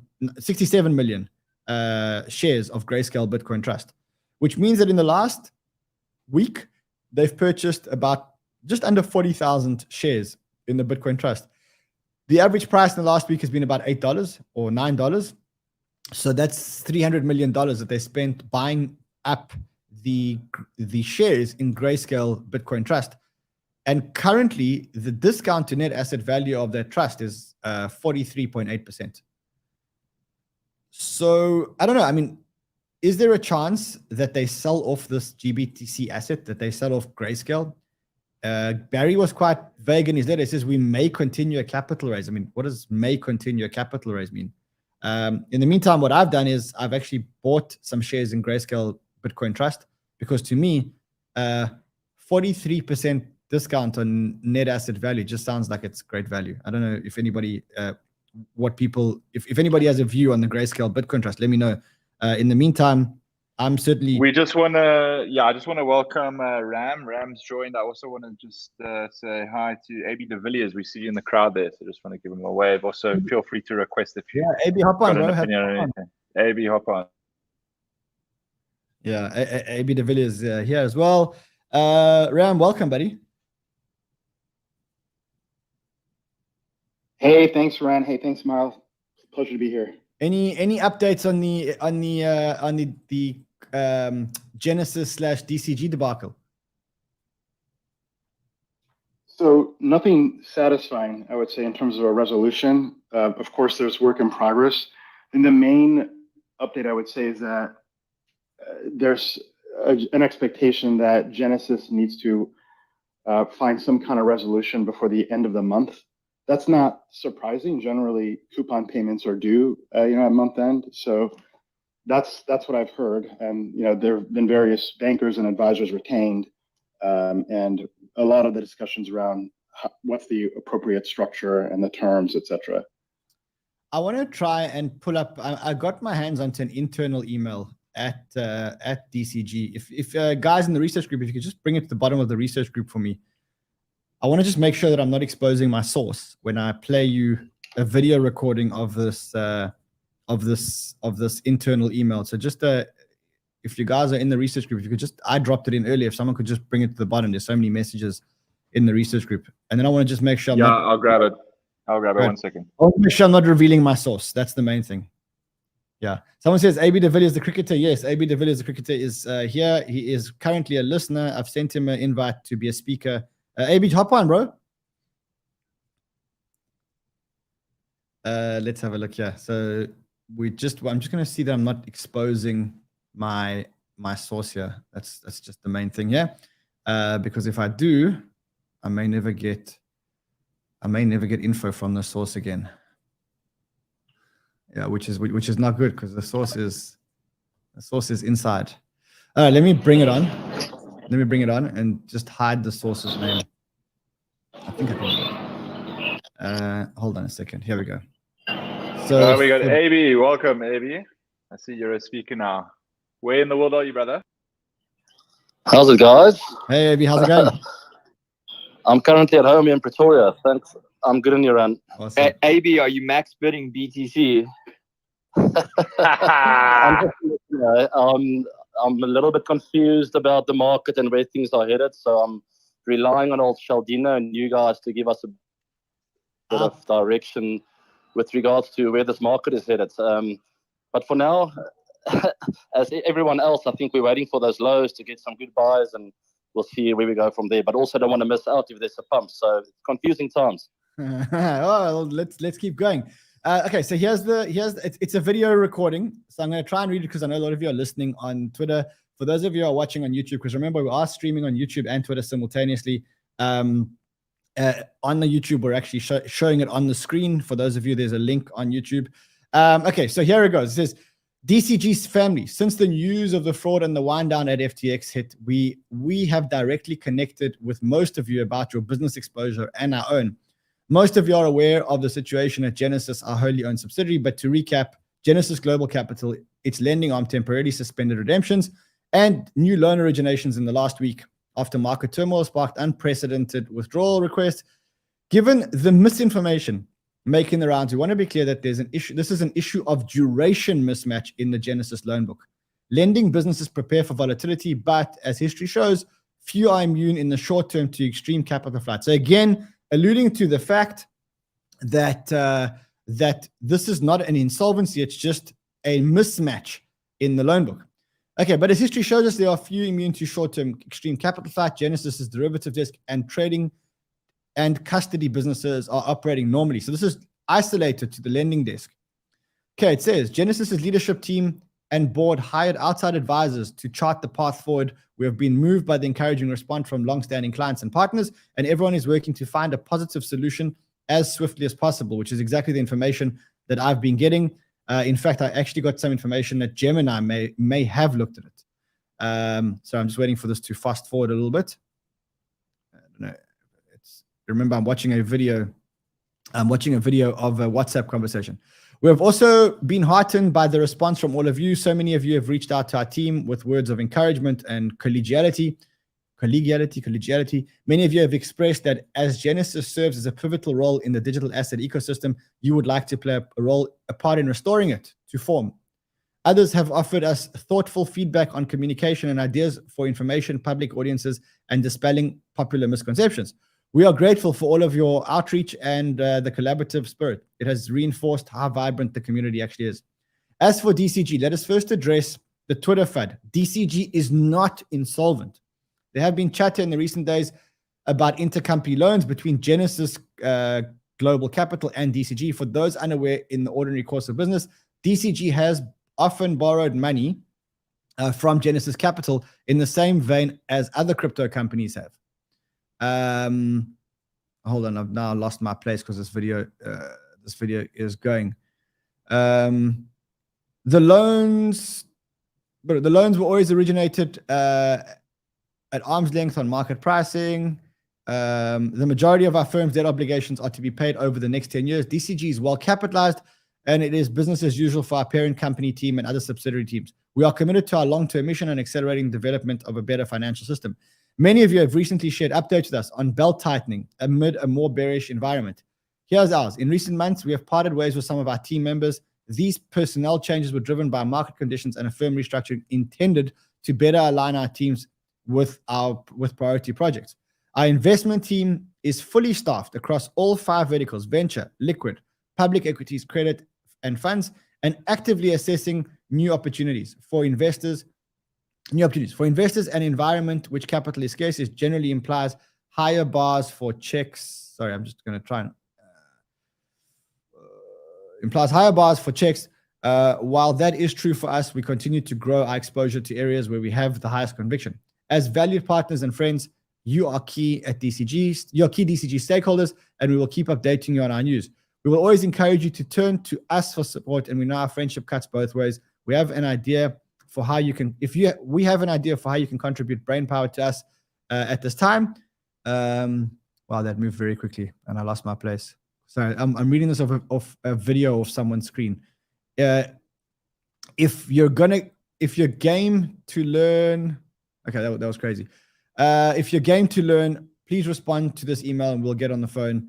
For those of you in the US, wishing you a joyous and restful Thanksgiving holiday onwards and upwards, the DCG team. So that's the communication that they sent internally. So that's a leak of an internal email, which we have. Then we have Ryan Selkis, who's making a lot of noise. He seems pretty irate about this. He seems pretty passionate about this. He tweeted earlier that he's looking for a venture capital shop or a debt shop looking for $500 million. He then deleted the tweet, said he's looking for $50 million. He says a path forward for DCG, Genesis, and Grayscale, not financial advice, purely speculative but optimistic. Bet on what happens next.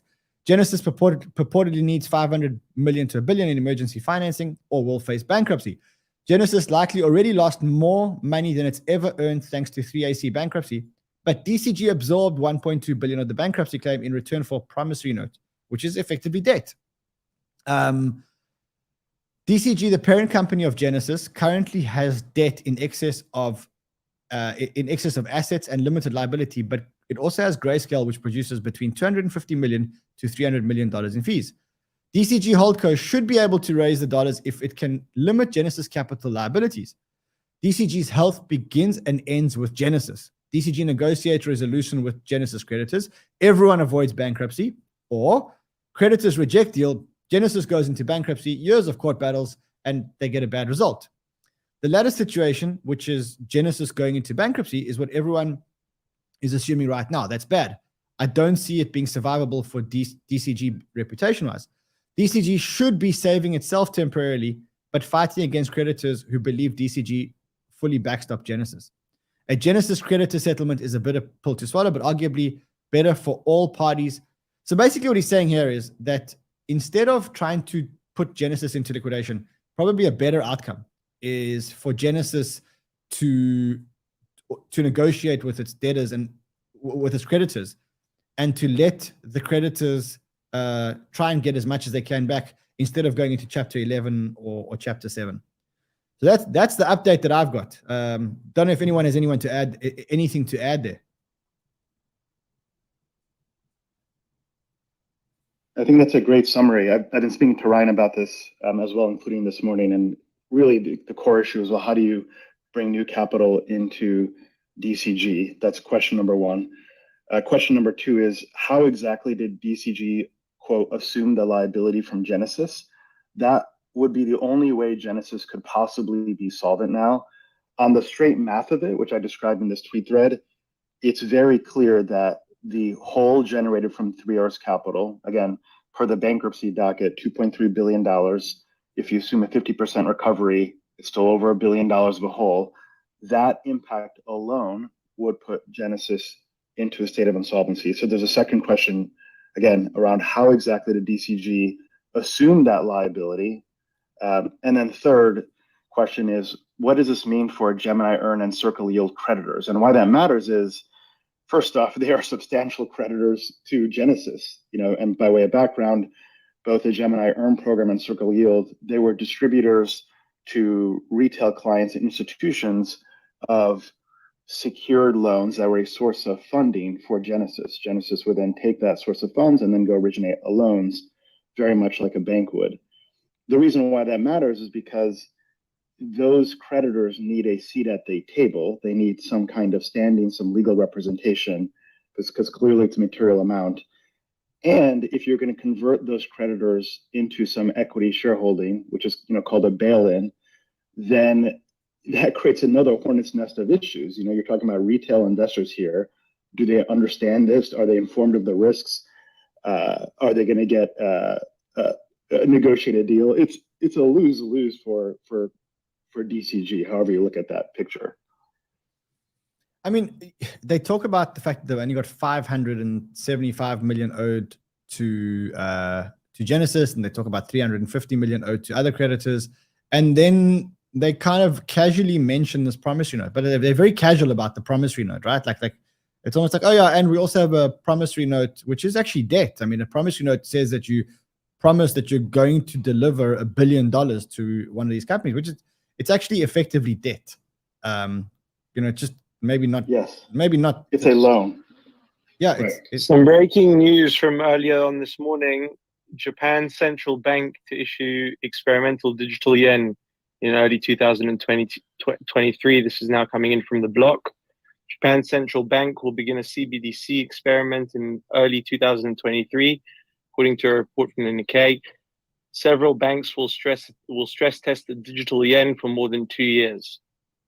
This is coming from the block. I must say I'm so against CBDCs. It's crazy. I watched a video. I actually want to see if I've got that video, and we can carry on talking about DCG in a second. I watched a video with Kanye West about how his bank accounts. Yeah, so I'm going to play the video. Those on YouTube can watch it. Those on Twitter, you'll be able to hear it. But let's listen. I went from being a multi-billionaire to not being able to use my Apple Pay. 4 nights ago, I couldn't use my Apple Pay because somehow Adidas was able to legally go in and freeze my money. And when I see this, I think, well, if this could happen to me, this could happen to other Americans. And for what? This can happen to an American that didn't even steal anything, that didn't even hurt anyone.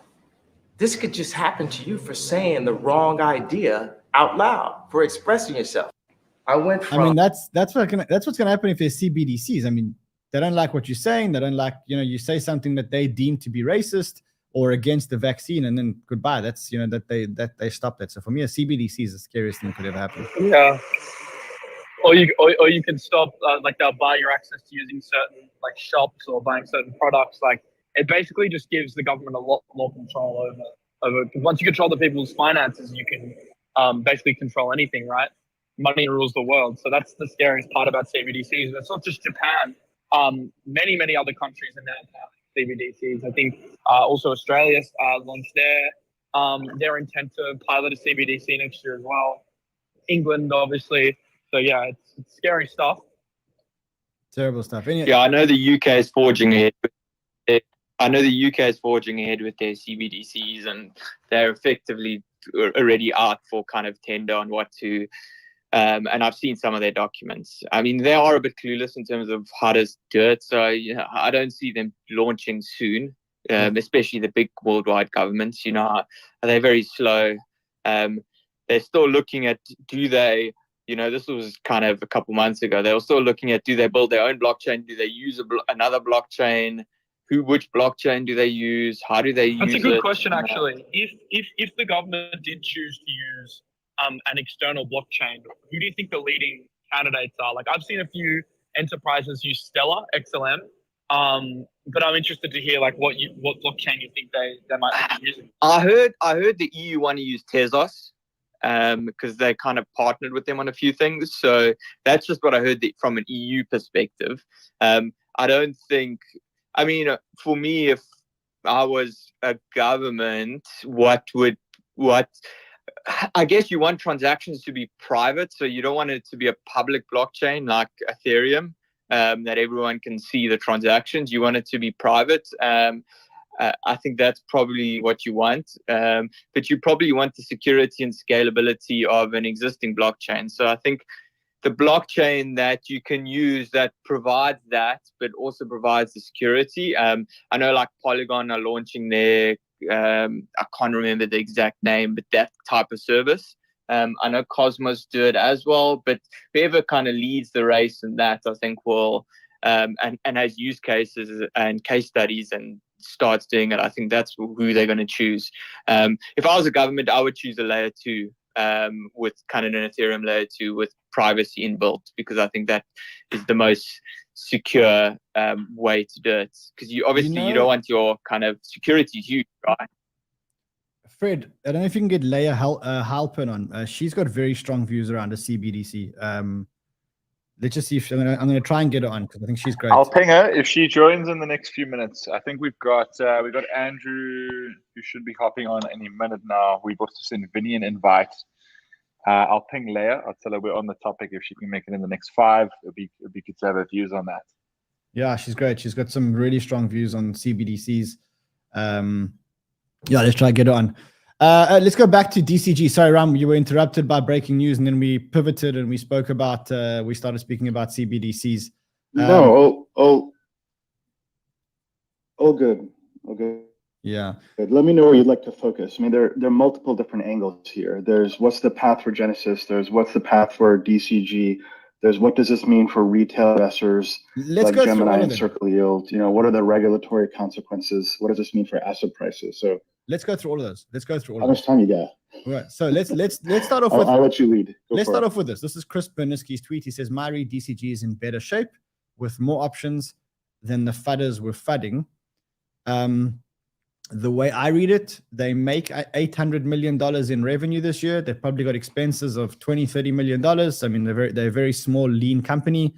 They have a debt of $2 billion. The debt is effectively $575 million to Genesis, and then they have another 1.1 or 1.2 billion in that promissory note. In terms of assets, they've got an amazing portfolio. This is the portfolio over here. Barry mentioned it in his letter. Also, they have a whole lot of shares in Grayscale GBTC Trust. They've got 67 million shares, which at today's valuation is valued at $500 million, $550 million. So interested to know what you think the next step is here. Does Genesis file for bankruptcy? Does DCG survive this? Walk me through your thinking. Yeah, I'll walk you through that. So the right move for DCG is to let Genesis go through Chapter 11 process. Now, right now, they're doing the step before Chapter 11, which is called an out-of-court workout. So an out-of-court workout, what you do is you attempt to negotiate with your creditors. Again, who are those creditors? One of those creditors is DCG, which issued a loan to Genesis. So they're facing off with themselves. Second creditor are the Gemini Earn and Circle Yield creditors. But again, it's not clear who represents them for various reasons. And then there is another class of creditors. These are the fintechs and asset managers that provided loans to Genesis. So there's also a question around what's the priority of standing, who's more senior to whom in that creditor stack. Is DCG more senior than Gemini Earn and Circle Yield program participants? It would be in DCG's interest to be more senior to that. However, the optics around that are awful, and it does expose them to potential liabilities, class action lawsuits, lack of appropriate disclosure. So this is why I look at this as a lose-lose situation. If you're trying to negotiate with the creditors, you're negotiating with yourself, and you've got retail investors that are at the bottom of the pyramid, it's just a very ugly picture for DCG. But the headline answer to your question, though, is if they're unsuccessful negotiating with creditors, which we just talked about, then the next move would be Chapter 11. And what happens in Chapter 11 is you would attempt to find a suitor to buy these assets. Of course, they've failed to do that. Apollo is looking at this. Others have been looking at this.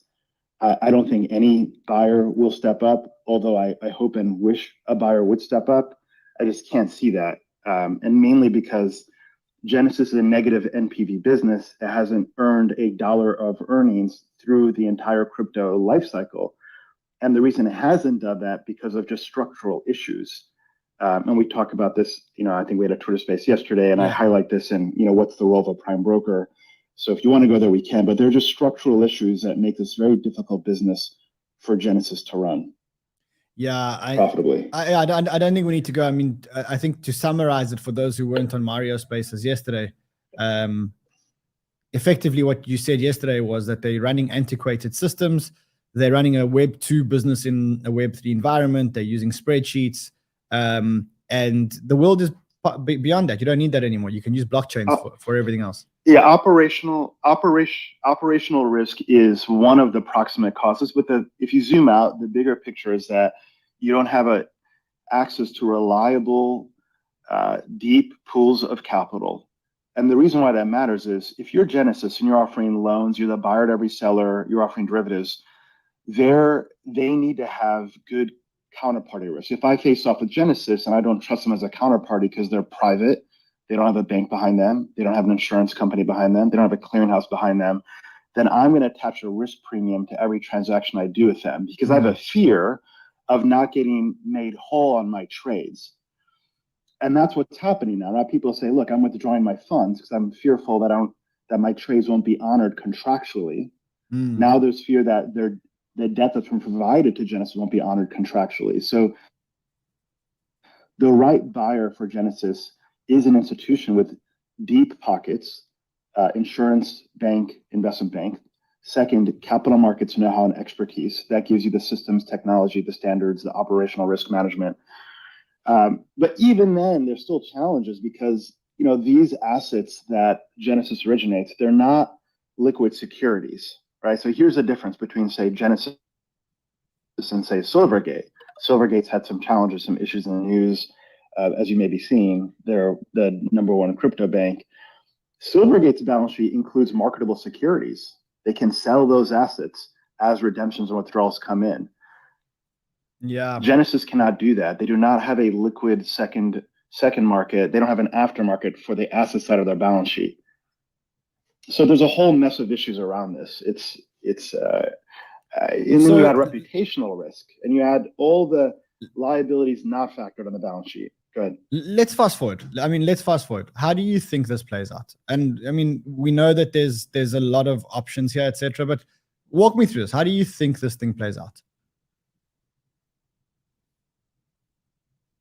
So right now they throw everything at the wall to try to raise capital at the DCG level. Why? Because DCG still has crown jewels in Grayscale and CoinDesk and the GBTC holdings that you mentioned. Those are the three primary assets.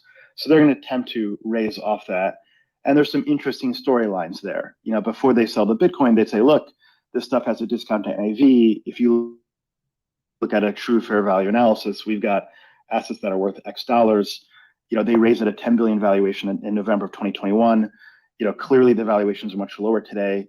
Maybe it's a $3 billion business, but then it's got these other liabilities that haven't been priced, some of which we've identified, including potential litigation risk, etc.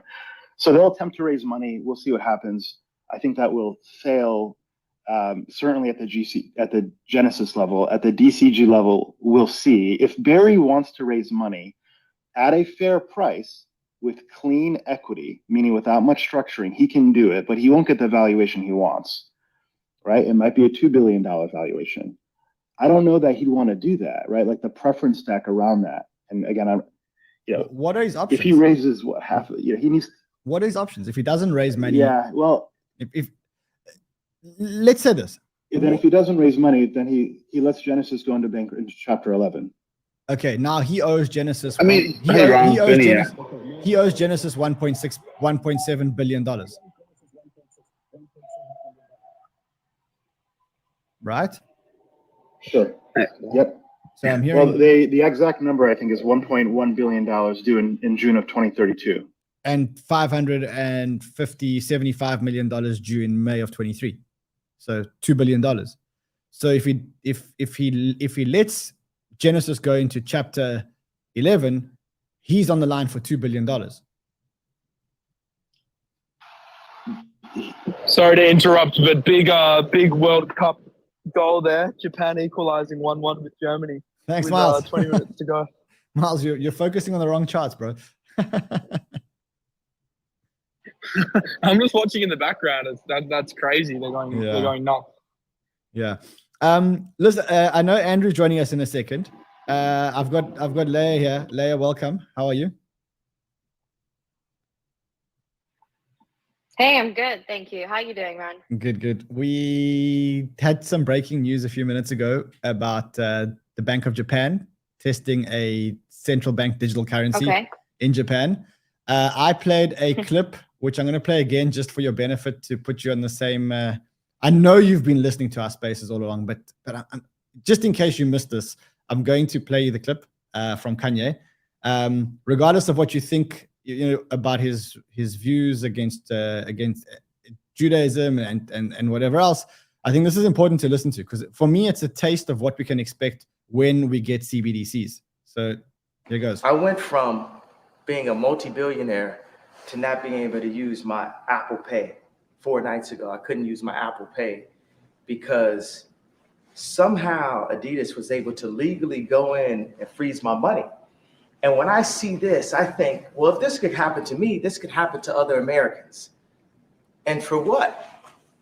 This can happen to an American that didn't even steal anything, that didn't even hurt anyone. This could just happen to you for saying the wrong idea out loud, for expressing yourself. I went from... So that's the Kanye clip. Now, I mean, that's not specifically around CBDCs, but to me, it's a taste of what we can expect if CBDCs actually come in, or in fact, when CBDCs come back. Yeah, let's get into this take if we can. Go ahead, sorry. No, I was just going to say, I mean, I think, Kanye does speak a lot of truth. The Jewish stuff aside, he does speak a lot of truth. I think it's really concerning. CBDCs are definitely coming. And what's regarded as misinformation is changing on a daily, weekly, monthly basis. PayPal are fining people for supposed COVID misinformation. And I think, CBDC is an incredibly efficient way to implement political agendas, woke ideologies, whatever it is. If you say the wrong thing, they'll just ban your money. The World Economic Forum even talking about having a carbon allowance, or how do you implement that with the CBDC? But it's really strange, because actually people keep DMing me, telling me, Layah, CBDCs aren't all that bad. And I'm just like, what do you mean? It has such a tyrannical potential. And if you've been awake over the last 2.5, 3 years, then you would know that they're going to be exploited in the worst possible way. So, I mean, what's the solution? But I guess... Go ahead, Umbrella. But I guess it all depends. I think it all depends on the technology they use to implement, right? So are they allowed to implement a blacklist function, which effectively will stop you using your money? I guess they probably want to, but I guess if they don't, and there's less control centrally, I've been hearing kind of rumors that the Chinese CBDC, they don't want to implement a blacklist function, so it's more kind of decentralized. Whether they do it on the kind of more on the sly, whether they do it that there actually is, but they're telling everyone there isn't, it's another story or question. Yeah, but I just think the reality is, go ahead, whatever functions they, the reality is whatever functions they choose to implement, it really doesn't matter. All you have to do is be awake over the... She says you're not allowed to force people to take certain types of medicines, and they just threw that out the window. I mean, they even spoke about having to create a bill of rights to protect people against the tyrannical nature of a CBDC. They'll just throw that out the window. They'll find a reason because of national security or whatever the hell it is, just to go back on whatever blacklisting they've ever created, whatever they implemented. I have absolutely zero trust, and I think it's so concerning.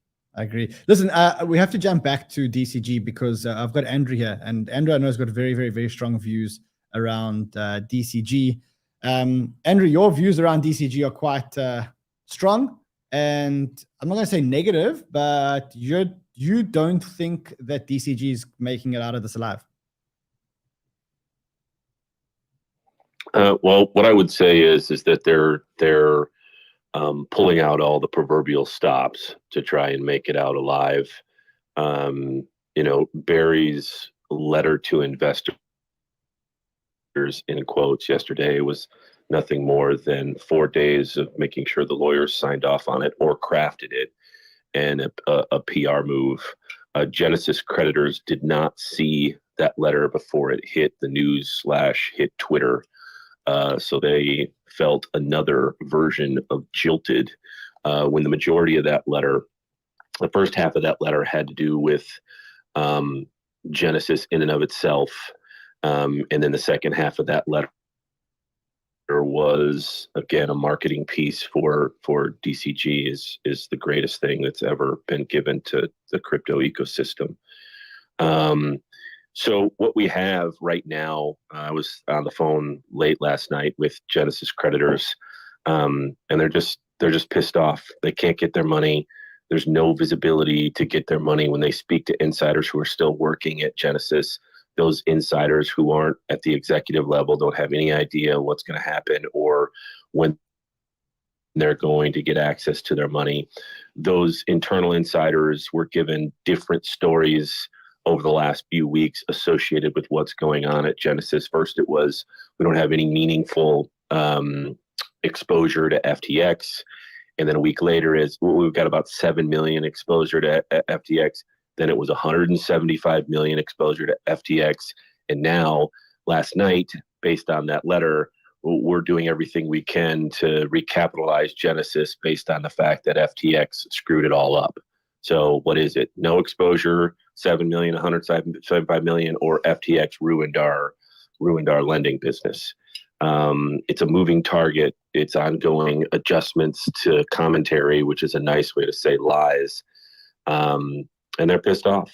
I've spoken to, I think, 12 total creditors of Genesis, only one of which is reasonably has a reasonable belief that there'll be anything short of a bankruptcy. That one person is somebody who's pretty heavily invested in the DCG ecosystem overall. As I mentioned yesterday on another space, he's a co-founder of a pretty sizable, not pretty sizable, a very sizable brand in crypto. So obviously he has a vested interest. Good guy, good conversations, means well, and is, very, very tied in. But even he thinks if they somehow, in a miracle sort of way, avoid bankruptcy, it's going to be. Sorry about that. Just Hello? Yeah, no, it's okay. Yeah, it's so if they somehow avoid it, which 99% of people don't believe that they're going to avoid bankruptcy. And again, that letter yesterday from Barry kind of, we're laying the groundwork for, we're doing all we can with Genesis, but DCG is still a great brand. Read between the lines. If and when Genesis goes under, DCG is still a great brand. It passed out the number of 800 million in revenue. Well, that says nothing about costs. That says nothing about losses. That says nothing of, what's posted against that 800 million, and it's tracking for 800 million in 2022. So it's a made up number. It's not verified in any way. There's no, losses or costs associated with that revenue. And it's a revenue we might get there by the end of that statement. And it remains my contention, based on the conversations that I'm having, that DCG is going to have to decide to do a massive, huge, significant write-down of loans and restructuring that I still can't see them doing it. I can't see them doing it, one, because there are so many counterparties that are creditors to Genesis. They all would have to walk in lockstep. Now, as you can imagine, there are some larger creditors here, Gemini and Circle, that are part of probably a big part of the conversation here. But listen, we're at the 5-day mark of withdrawals being shut off. We're at the 5-day mark of people not being able to get their money out of Gemini Earn. At what point does the rhetoric ramp up for what's going on at Gemini? The goodwill with the Winklevoss twins is well earned, but at some point, people are not interested in goodwill anymore. They're interested in getting their money back. Right. And so that's going to ramp up. So it remains my expectation because of the untruths, because of what hasn't been disclosed, because of the way that statement was worded yesterday, that Genesis will end up in bankruptcy.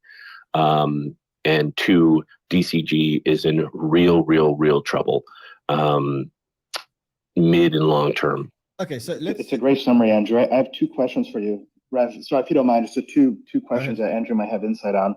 One is, have you spoken to any of the creditors representing Gemini, Earn, and Circle Yield? Because I don't think they're actually at the table, and we can come back to why that is. And the second they are question, not. You're right. I have spoken to somebody that is close with those parties. That is, when I say close, they're working with. They are working with those parties on a potential solution. But you are correct. They're not engaged in meaningful conversation with Genesis at this point. There is no meaningful conversation about a potential solution with Genesis right now. and that's $500 million to $1 billion of a creditor class. And Gemini cannot effectively represent that creditor class. I mean, Gemini created this program to offer yield to their retail clients, and Genesis saw this program as a source of funding. So it's a win-win for everyone up until those loans went south. The second question I have for you is, in the DCG statement, which I'm looking on the screen here, they talk about the DCG currently has a liability to Genesis Global Capital, $575 million, due in May 23. They explain that loan and the purposes of it, which is that it was used to, quote, repurchase DCG stock from shareholders in a secondary transaction. Check. Then there's this other sentence. They say, quote, you may also recall there is a $1.1 billion promissory note due in June 2032. I do not recall that promissory note, and there's no explanation of what that is. I don't know if you have any insight around that. Is that linked to the assumption of, quote, certain Genesis liabilities from the Three Arrows debacle? Well, what I would say is they had to put that in there because they got caught, and they got caught when I spoke with creditor. Listen, I'm not some super insider or some super sleuth journalist. That's not at all what I do. I just happen to know some people who, decided that they got fed up and wanted to talk. That's the undisclosed loan that they took from Genesis, an undisclosed promissory note, which, as you have correctly identified, they're not explaining whatsoever in that statement. They're just admitting that it exists, which is classic CYA. We're saying now that it exists. We're not telling you why it exists. We're not telling you when it actually, was affected, or how it was affected, or why it was affected. There was good commentary yesterday about the fact that this could have been affected to double down on their Grayscale GBTC position. That would make some sense.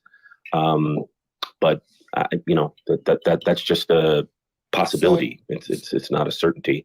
It's not, and they certainly didn't mention it in their statement. In their statement, they said that they bought back shares, but Thanks, Andrew.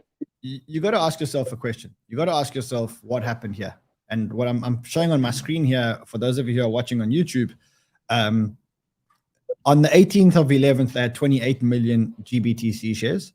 And on the 21st of the 11th, 3 days later, they had $500 million more. That's 67 million shares of GBTC. Weird that a company that's scrambling for money is, if a company is scrambling for money, weird that they would go and buy back $500 million of their own shares. Now, that would presuppose, and it would make perfect sense, that you can imagine that in some level of size, everyone on this space and just about everybody in crypto knows about the Grayscale trade, right? In quotes, the Grayscale trade, right? You buy it at a relative discount to NAV, then you go to the spot BTC markets and you're playing that trade, right? Well, wouldn't it make sense that DCG, who owns Grayscale, is got a pretty good idea of what that trade looks like at any given time, right? Yes. I mean, that's literally this transaction is a version of that trade, right? So if that's the case, how long have they been doing that? How long have they been doing that, right?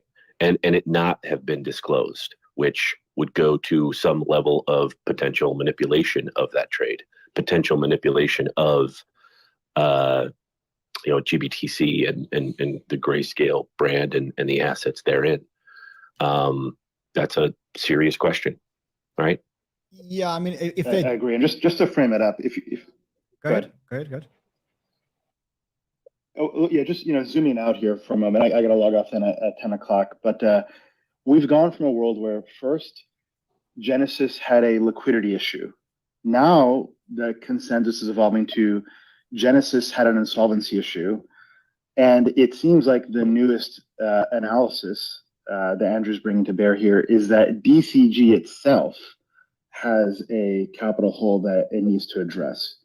So I thought that framing might be helpful just to look at where the market's focused. Well, there's another part of it, not really a part of it, but I thought it was funny in the letter that he put out.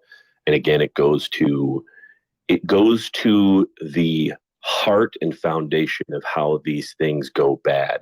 At the end of that letter, Barry makes a comment that says, "We're very grateful for all the people that have reached," this is, in summary, "we're grateful for the people that have reached out and want to invest in DCG."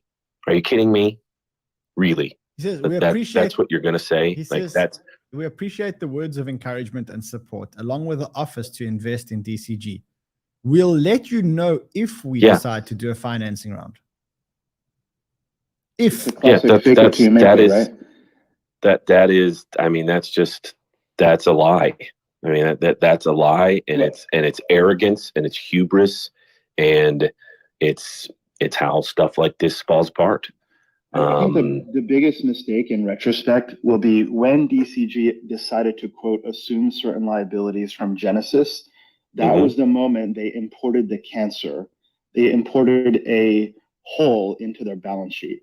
If they had not done that, and they had allowed Genesis simply to go through a Chapter 11, there would have been a shot. Now, of course, there are these two other loans where they have an obligation to Genesis. I recognize that, but I'm not sure that that's a fatal wound because that can get negotiated.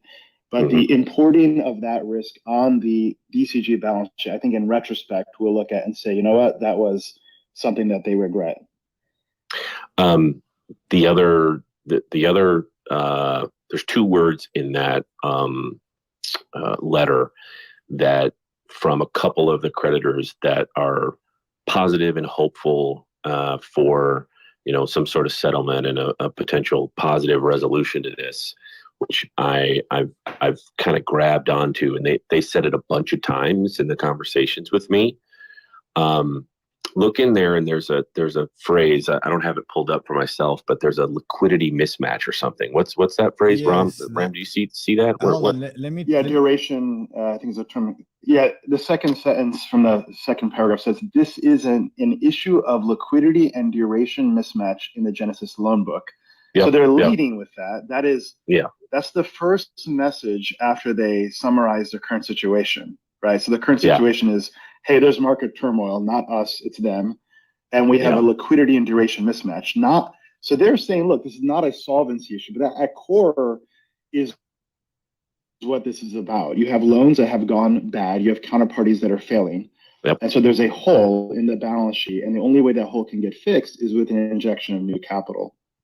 Yeah, you're going to hear that duration mismatch again and again and again. That's going to be their fallback for we're trying to solve the liquidity and duration mismatch, but they're going to try and move the liquidity part of that conversation out, and they're going to focus on duration mismatch as they try and spin a tale associated with Genesis. I heard it a lot yesterday, and it came from that statement. And a lot, just like in the media, when you see a collage and 40 different news stations are using the same sentence, right? That's the vibe that I got when I was having some conversations yesterday evening. Duration mismatch, duration mismatch, duration. That would essentially be how you get your balance sheet to match an asset and a liability. But if you put it out to What was the duration? It was like 2030 something or other. One of them is 2023, 575 million. That's your way of saying, well, one of the liabilities is 2023. Well, the 1.1 billion is effectively 10 years from now. Yeah, 100%. And the other one is 2032 or whatever. So then you can get your assets and your liabilities to match on the balance sheet based upon that, but then the duration mismatches, that's how you essentially say it's liquidity rather than insolvency. Yeah, that's called. Yeah, that sentence and that phrase, liquidity and duration mismatch, is a Moelis advisors, chef's kiss is what that is. But it's backed. They're basically saying it's backed by future Grayscale revenue. Uh-huh. Well, here's another explanation, potentially, Andrew, for why DCG would have a promissory note to Genesis, because Genesis will treat that 1.1 billion note as an asset on the balance sheet. Right. So they're importing an asset, and so they can say, hey, look, we're money good, we're a good counterparty, we're not insolvent. The cost of that, though, is that DCG imports cancer. So it looks to me like it's a gambit. It's an intercompany gambit. But ultimately, no amount of structuring or intercompany transactions can paper over a capital loss. Anyway, with that said, Ran, I've got to run. Always a pleasure. Thank you, Ran, for having me. Miles, anytime, Andrew, and Simon. Good to hear your voices again. Ran, anytime, brother. Take care, guys. You bet. Yeah. Andrew, what? Go ahead, Simon. I was just going to say the hindsight thing is really if they had just left it on Genesis, sucked it up, gone down with the rest of the market, because essentially they were, the one that was doing all the regulations correctly, with the exception of segregating as securities. They could have come across as the one that was the adult in the room when FTX, Celsius, Voyager, BlockFi, everyone was going down for lack of regulations. But the irony is if they just left it there, they could have just restructured in Chapter 11 and without impacting DCG, but they moved it to DCG. Well, and they could have kept the other portions of the business associated with Genesis, on relative life support, right? Because it's a global business. It's not just a United States focused business. It's a global business, and listen, that the truth of that stuff again just goes to we can figure it out. We're smarter than everybody else. We'll move some pieces of the puzzle around, and and we'll figure it out. And then it turns on you and turns on you and turns on you. Listen, this is no different than some guy sitting at his computer and he's looking at a losing position and he's convinced himself that it's going to turn around. That's effectively what we're looking at here. It's the market's down, our portfolio is down.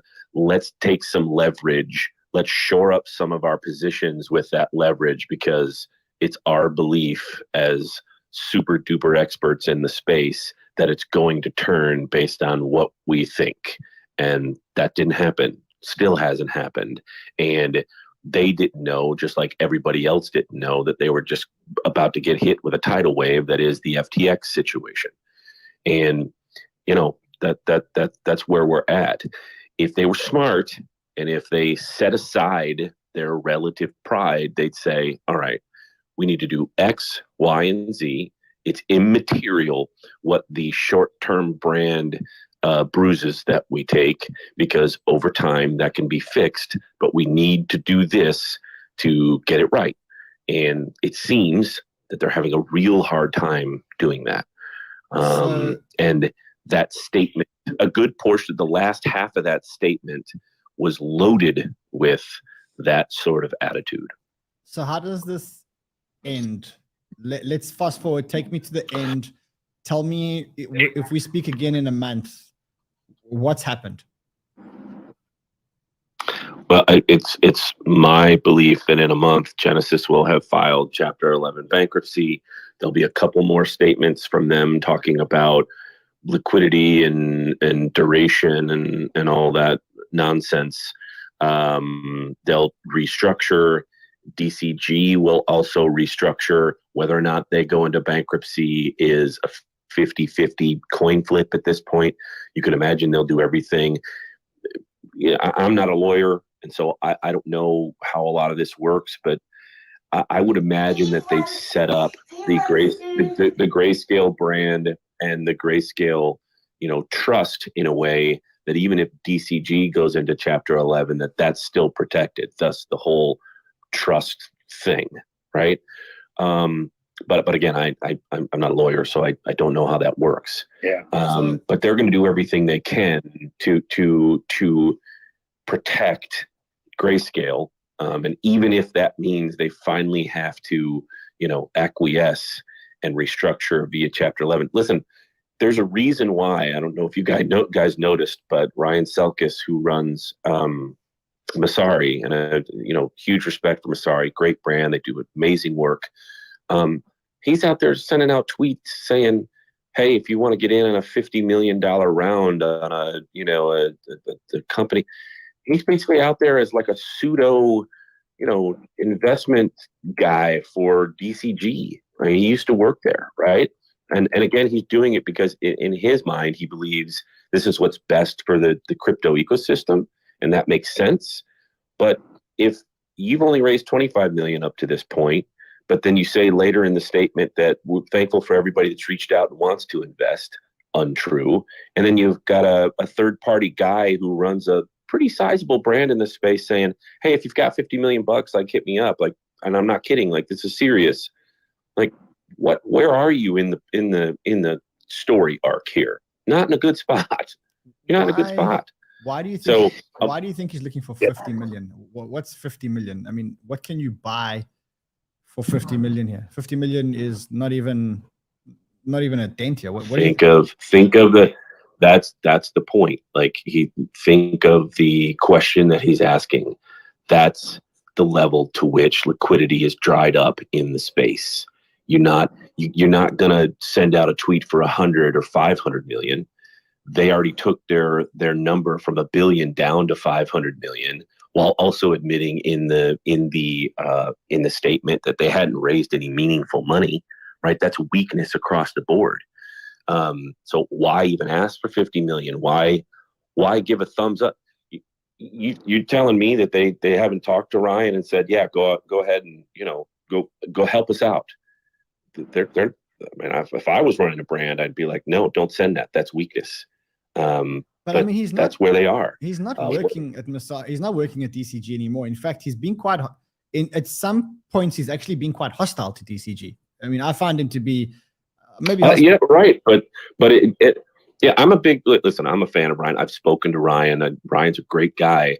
He's this is something he thinks he's doing for the larger ecosystem, that it makes sense that they should remain around, that it's better if they don't go into bankruptcy. The larger point, though, is that if you're DCG and if you're Genesis and you're at a point where you've got a guy on Twitter saying, "Hey, if you've got $50 million, previous to that, he's like, "If you've got $10 million and you want to jump in on a $500 million round, reach out to me." Like, the other thing is he ended up deleting that tweet. Do you think this essentially the role I played with Celsius, right? Like, there's something up, it needs to be known, but at the same time, we were trying to fix the problem for creditors. So he might be. And how did that go? Right. Yeah, exactly. So then you end up in Chapter 11 because you don't get the transparency you need, and then you get all the information weeds out. Then you get to restructure properly without accidentally, doing something which could be, perceived as. So this liquidity mismatch, I think, is the interesting part. So DCG manages to match its assets and liabilities. Clearly, it's backed by a future projection of Grayscale revenues in order to allow that to happen. I agree with you. Genesis is the collateral damage, but we're in retrospect, it should have stayed there. The 3 hours capital should have stayed there. That's probably the mistake. Mm-hmm. But the whole then there's another interesting dynamic, because Grayscale's revenue gets wrecked based upon the outcome of competing ETFs. Mm-hmm. Yeah.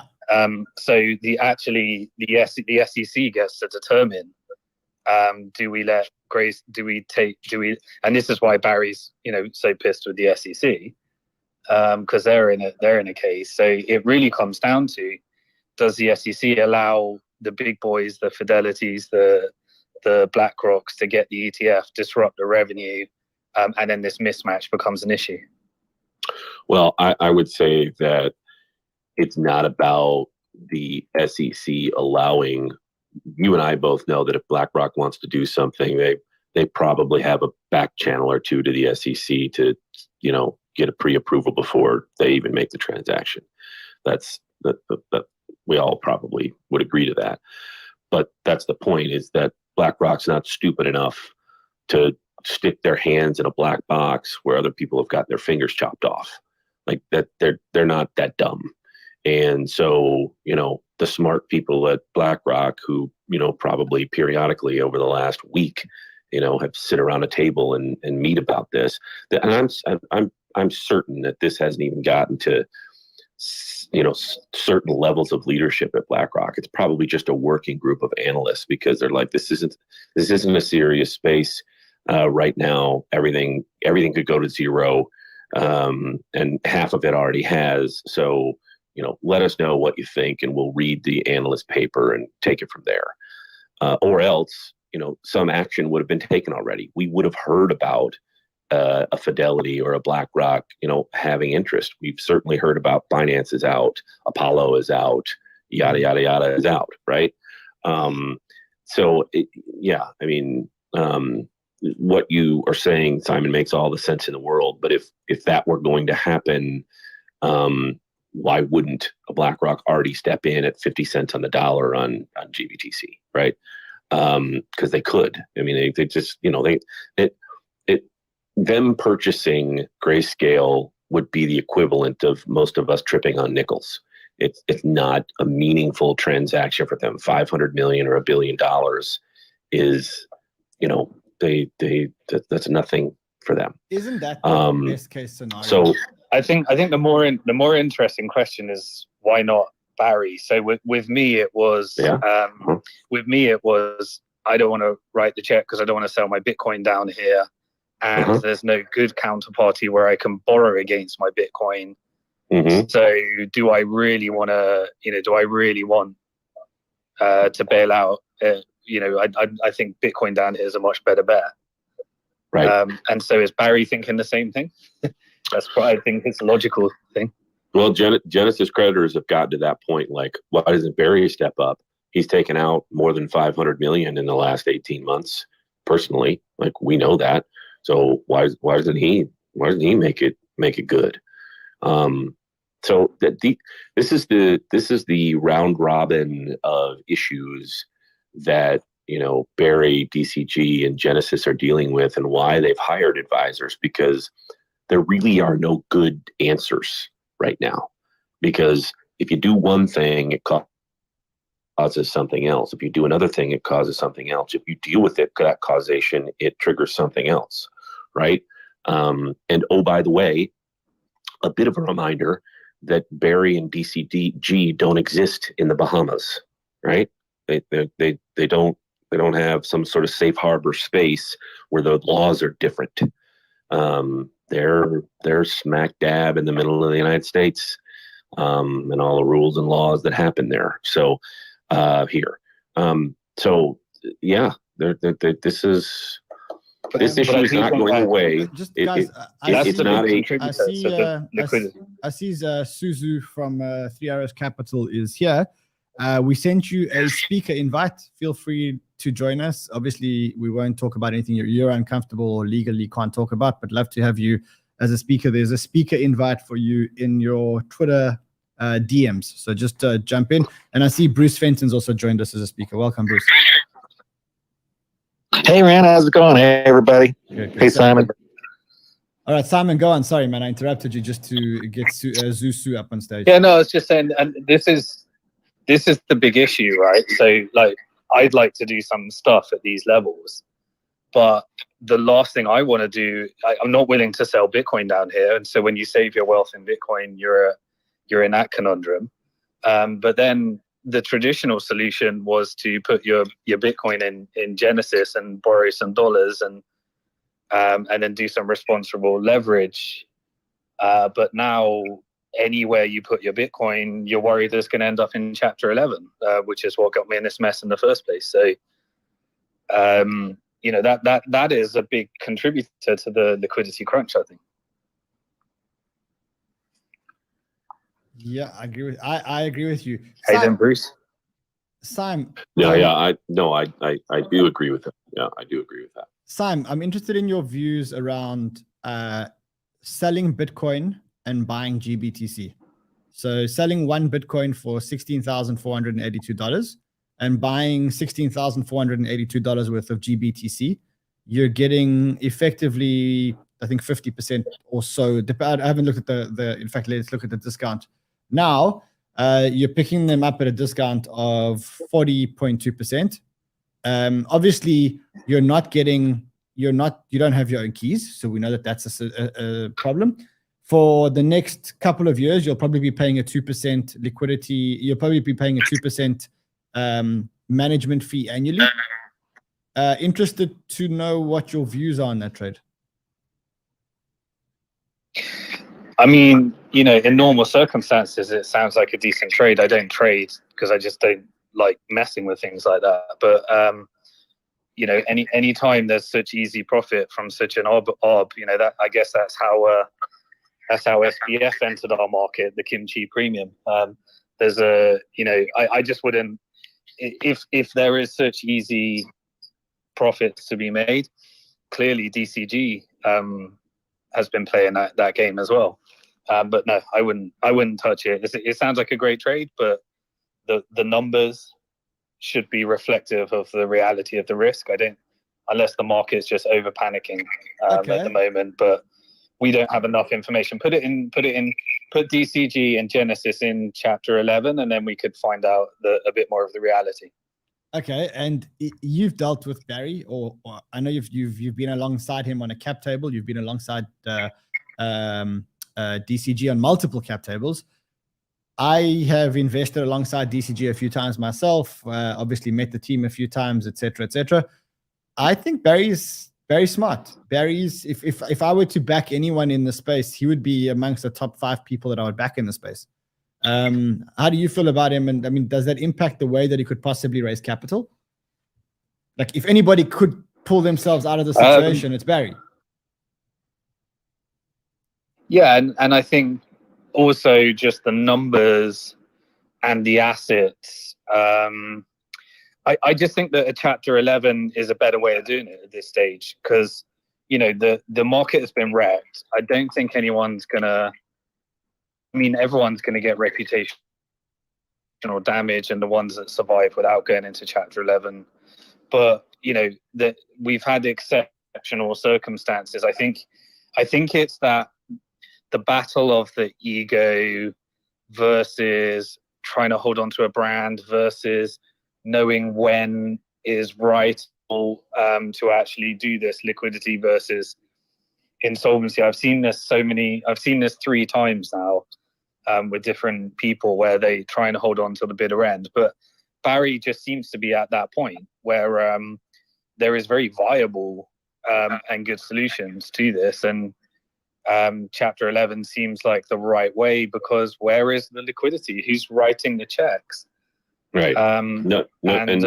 Nobody is. There are no checks. Here's a good example.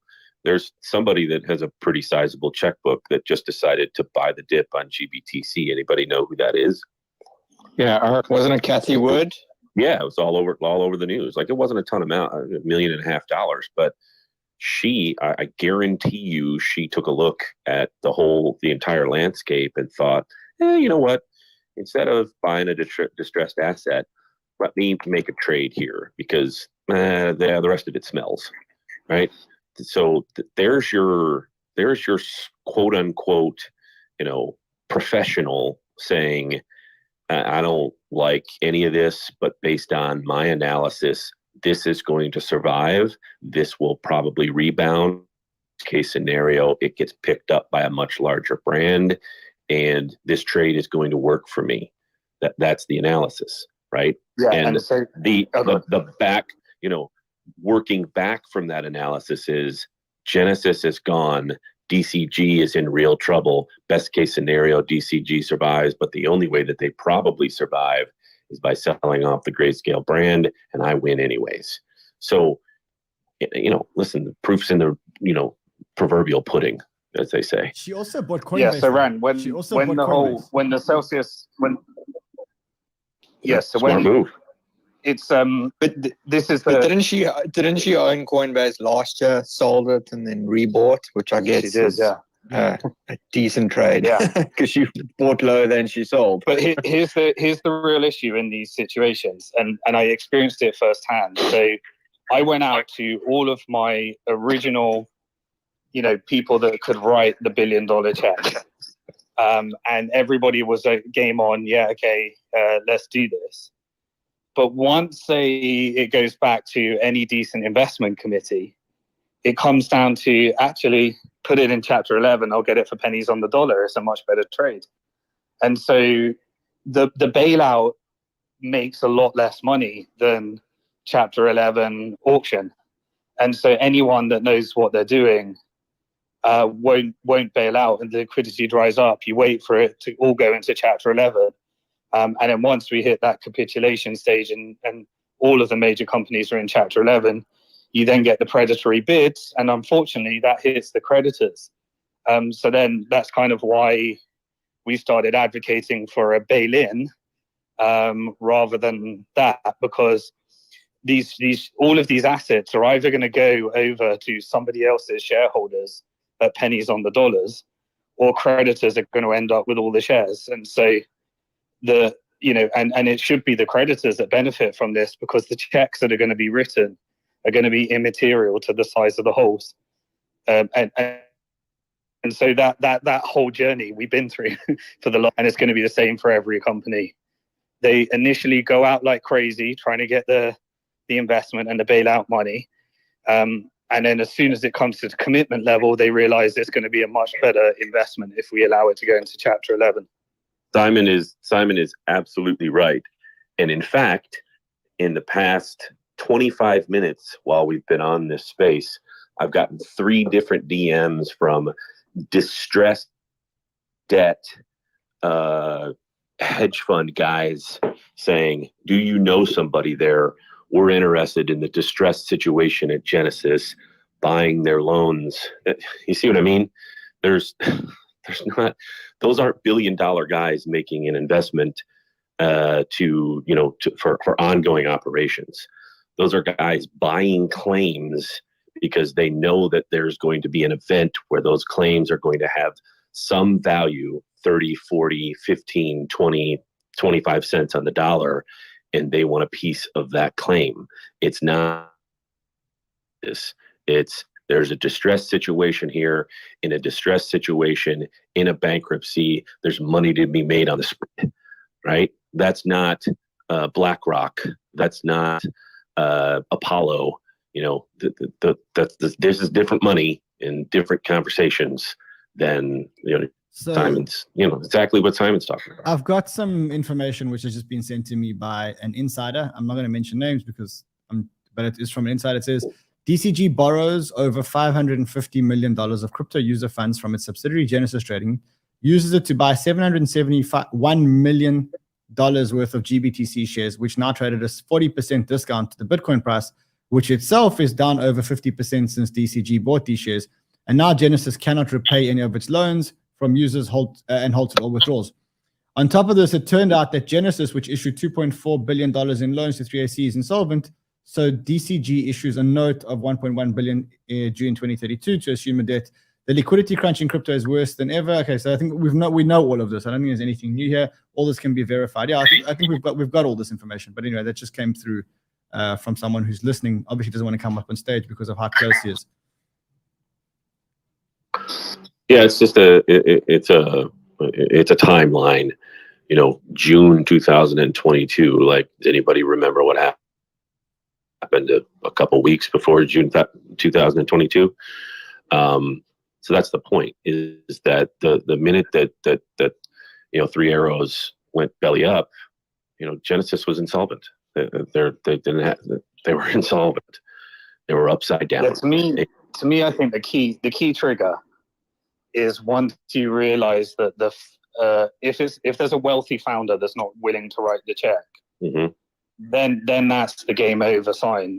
Then it is Chapter 11, because no one else will write the check other than the person that has the most to lose. And so whether that's an SBF or a Majinsky or someone as reputable as Barry Silbert with a completely regulated setup, once the founder is not willing to write the check, everyone else then says, why should I write the check? And even if they do, they get access to the data. The data then leaks. And then they realize, there's a much better distressed investment than there is a bailout investment. And that's the cycle. Well, and to that point, when you're initially raising funds for any company, and my company has just gone through this, and we're going to go through it again, oftentimes in the early rounds, investors are going to ask, how much have the founders put in? How much of your capital have you committed? In other words, what's your confidence level? Have you gone all in on your own company that you're asking us for, $10 million, for $20 million, in this case, $1 billion, right? So again, if Barry were to come in and say, I'm taking $250 million of my own money, I'm in, I want to save Genesis, get in the boat with me, that'd be a big deal, right, Simon? I mean, that probably would make a dent, wouldn't it? Well, I mean, that's the only way to confidently say, here's my money, come with me. And the issue with all the other Chapter 11s is the founders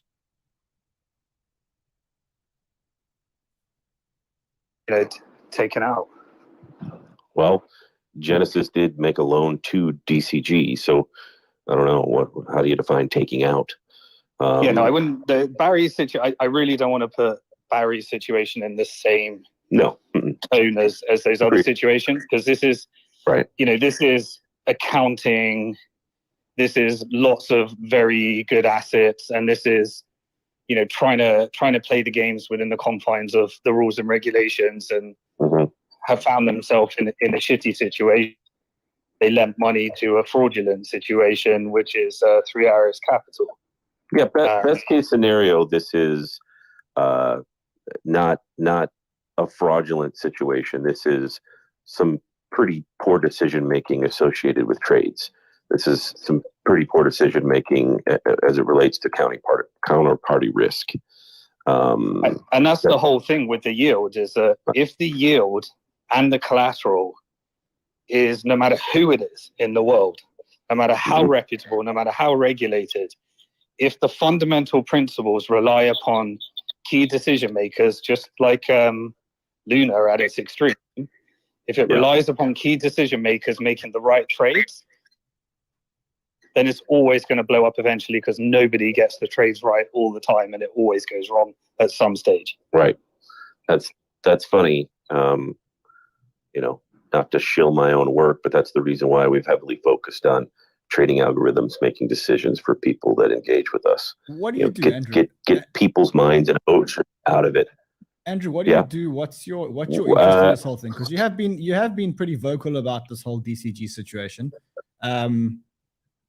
So I don't have a dog in the fight. I've been in the crypto space since 2014.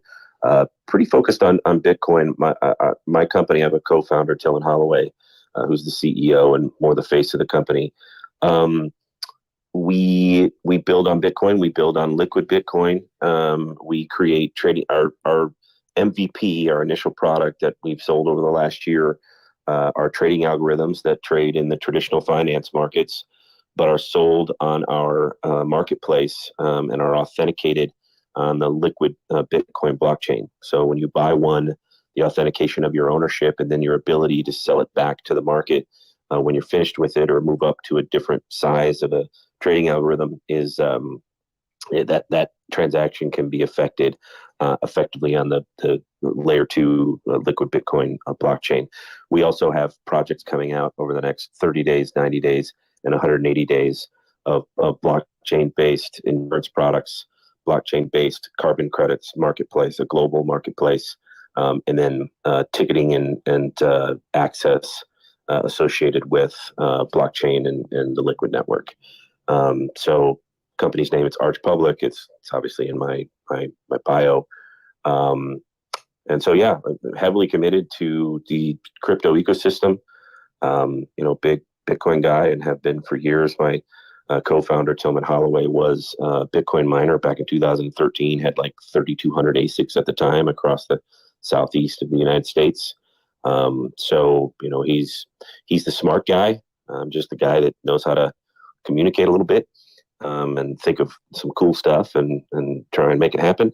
So, that's what we do. What's your interest in DCG, or is it, if you just, are you an investor? Are you no, I'm not an investor, not a creditor. I think Decentraland is cool and have owned their token from time to time. So is your friend the founder of Decentraland? Because I thought that might be the project. I can neither confirm or deny. I went through their list and I thought that was probably it. I can neither confirm or deny, but done, Umbrella. Well done. I think you solved the puzzle, bro. You solved the puzzle. Well done. No wonder. Well, you can imagine, you can imagine that, with Genesis creditors associated with, Gemini and Circle, and then quote unquote some internal folks at DCG. They're going to work their butts off to try and get, some sort of resolution that is, relatively meaningful. And the truth of the matter is that particular group, has exposure of about $2 billion, of money they are owed from Genesis. So it's not pennies. But my interest is nothing more than I just know a lot of people, and I about a week ago, this situation started to smell funny. Grayscale putting out an 8-page paper on Friday afternoon. Everybody that's got, a brain knows that when you put something out on Friday afternoon, you're hoping most people don't pay much attention to it.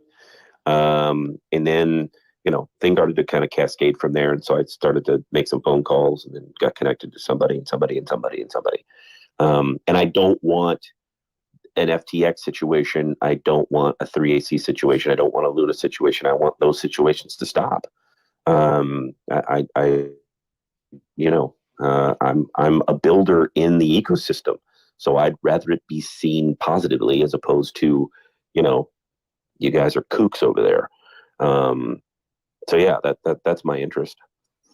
So Ran, in the end, the whole thing comes down to, if this whole ecosystem is going to be built again with responsible collateral and responsible yield, it comes down to real yield in the end of the day. So where is the real yield? How do you remove, whenever there's a counterparty risk, you can always have an FTX that blows up the whole thing, but there's a directional risk. You can have a trader that uses their reputation or their token in order to get way more investment than they should have. And then that trader will eventually make one mistake that blows up the whole thing. And so the only way to rebuild. Breaking news: the EU Parliament has been hit by cyber attack after Russia terrorism vote. This is coming from a spokesman. They hacked their CBDC pilot. The breaking news is from AFP news agency. EU Parliament hit by cyber attack after Russia terrorism vote. Very coincidental, I guess. Very coincidental. I don't think it's done anything for the markets though. Let's quickly just check the markets. Bitcoin 16,400. NATO cyber wars. Yeah, Bitcoin 16,400. I would. Nasdaq up 1%, and the rest are pretty flat. Andrew, go ahead. Guys, I've got to jump, but I would encourage everyone to follow and listen to just about every word that Simon is saying. He's been there, he's done it. He knows the angles and the relative inches associated with these processes. I've learned from him just in the moments of these discussions already. But big time value add as it relates to the cross section of crypto finance and traditional finance. And so everybody listen to what Simon has to say. But thanks for the time, and as always, anybody reach out and I'm available. Andrew, thank you so much, my friend. Thanks, Andrew. While Andrew's jumping off, and before we carry on, I think I promised you guys what I would do. I'd do a ByBit 10x someone's portfolio. As you know, ByBit are the sponsor of our shows. We've got a show running on Twitter and on YouTube simultaneously for a change. And what we do when we can is we 10x someone's portfolio on ByBit to a maximum of $10,000. So I've got the list of all the ByBit accounts over here. I'm quickly going to 10x a few portfolios. Remember, it's up to $10,000. Can't be above $10,000. If you want to join in, there's a referral link here. There's also a pinned referral link on our Twitter profile. Sign up using that link. Deposit any amount of money. You don't need to trade. You don't need to do anything else. And if we pick your name, you will get your account 10x'd. So up to $10,000. So here I'm going to 10x 275. I'm going to 10x the accounts that I'm highlighting, which is account number 809-1509, 927-7945, 27131004. I'm going to 10x your accounts. I don't have the balances. I'm going to try to get the balances tomorrow, which unfortunately, but those accounts we're going to be 10xing. So if those are any of your accounts, then your account is 10x'd. If you want to join in the competition, sign up with our referral link. You don't have to just have to deposit money. You don't have to do anything else. And we will we'll be doing this every single day. And every single time we do Twitter Spaces, we'll be 10xing accounts. And we'll do the same with Bitget. We're just not going to do it today. Simon, I'm back to you. Anything that you want to add further on this DCG story? No, I think we've unwound most of the puzzle. It's to me, it feels inevitable that Genesis goes into Chapter 11. It feels inevitable to me that nobody writes the check for DCG unless Barry Silbert's willing to write the check. He wouldn't be willing to write the check because he doesn't want to sell Bitcoin at these rates and probably doesn't carry that amount of dollars. There's no decent counterparty where you can deposit your Bitcoin and borrow against it. I guess the best counterparty out there would be, again, I can't even say that because we don't know what's going to happen, but Silvergate would be the only place. They're experiencing some distress as a result of their share price. Simon, sorry to interrupt you. Maybe ask why can't they use DeFi protocols such as Aave or Compound to deposit their BTC in? That's a great very good question. That's a great question. Yeah. Well, the OGs, the Barry Silberts, the people like myself, the vast majority will be in Bitcoin. So then you'd have to wrap it into Bitcoin, which means counterparty risk with Bitget. And then you'd have to DeFi, degen.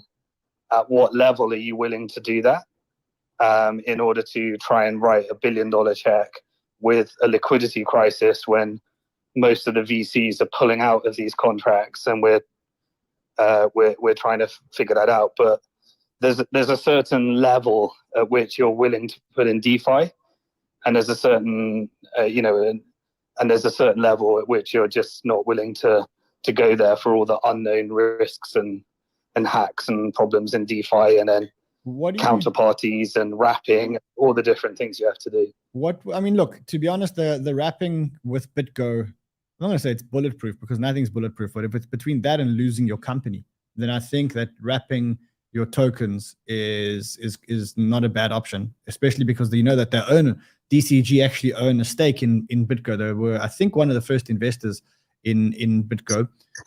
That's the first thing. Yeah. I'm wondering if they were to go to Aave and they were to go and borrow against their wrapped Bitcoin.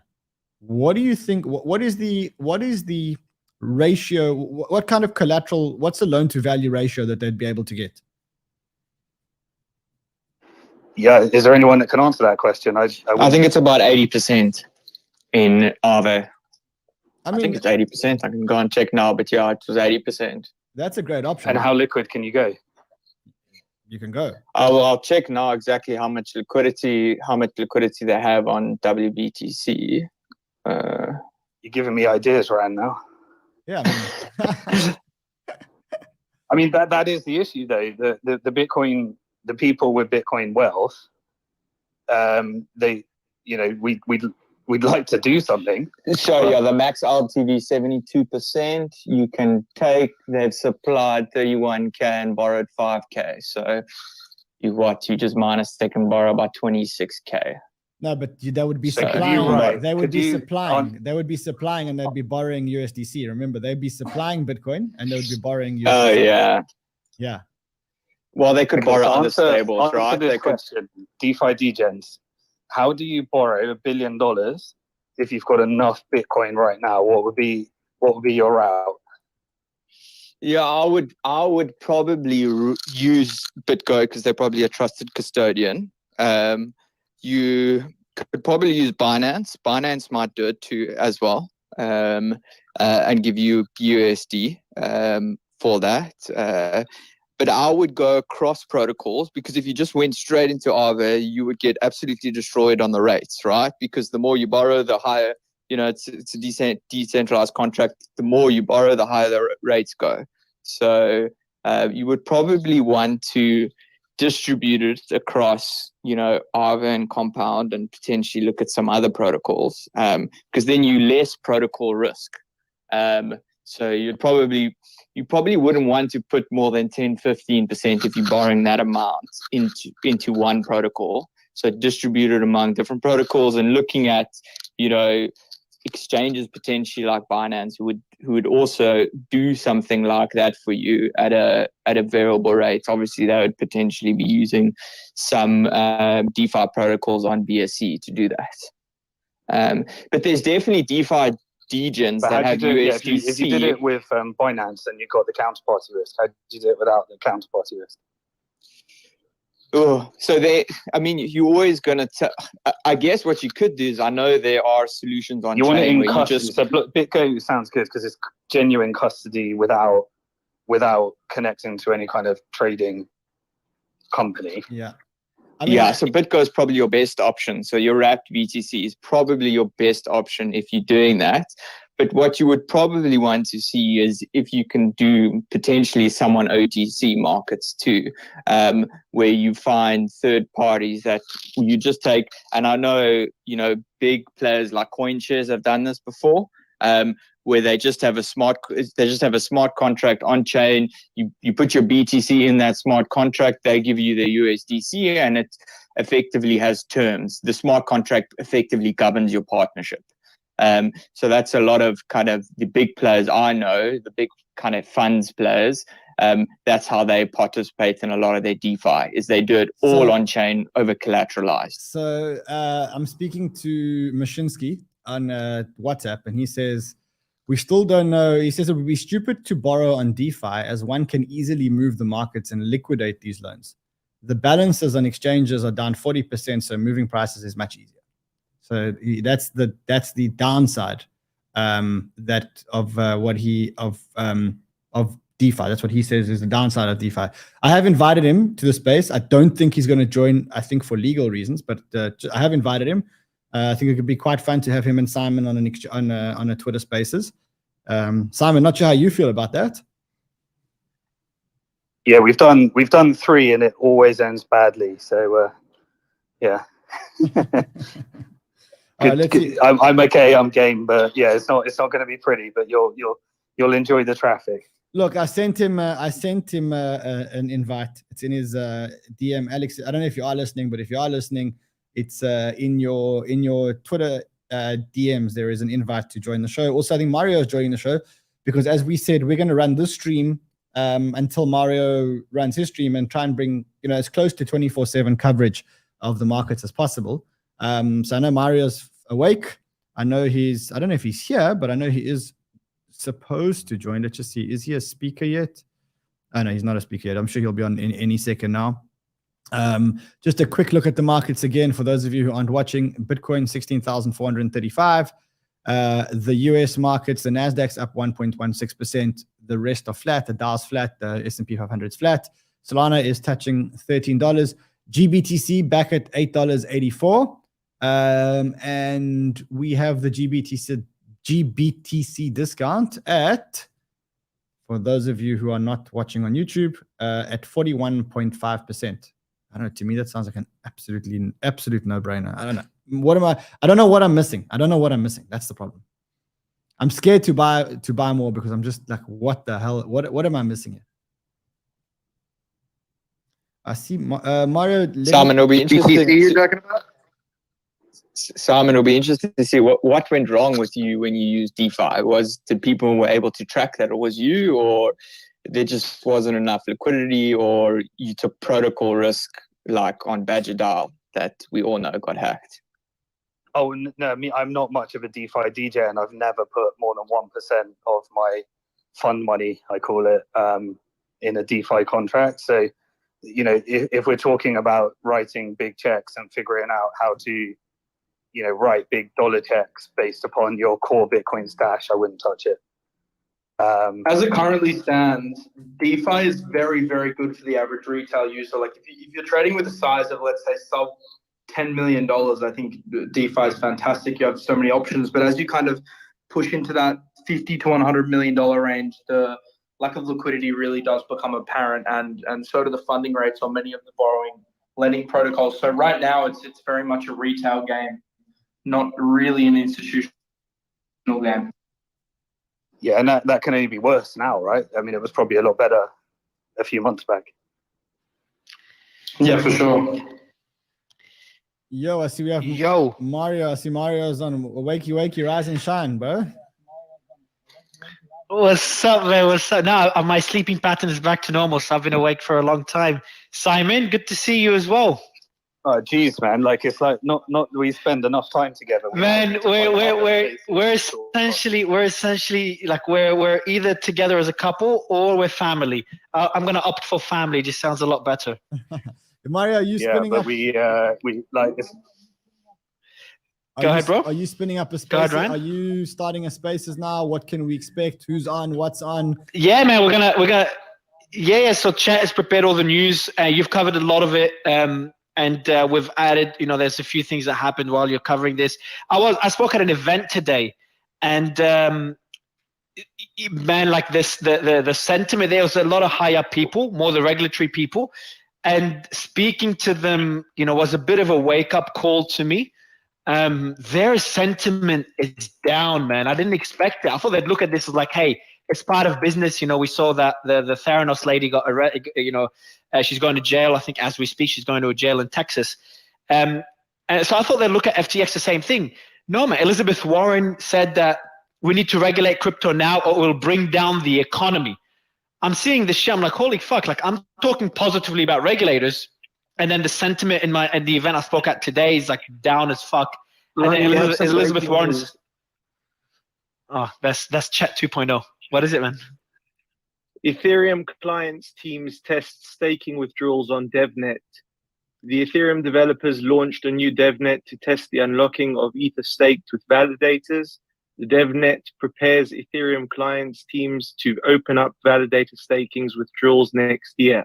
This is as per the blog. Yeah, that's that would happen this morning. I saw them testing it on the testnet. Someone sent me the testnet. I saw them testing it. What it means is that finally you'll be able to withdraw your Ethereum if you staked Ethereum. But it could also mean a lot more Ethereum on the market. So I don't know. It's a double-edged sword. On the one hand, Ethereum staking becomes liquid. On the other hand, when I say liquid, you actually ETH in, ETH out, as opposed to ETH in, ST, ETH out. But on the other hand, more Ethereum on the market that have been locked up for a long time. So let's see what happens. Ryan, did you cover? Oh, sorry. Go ahead, guys.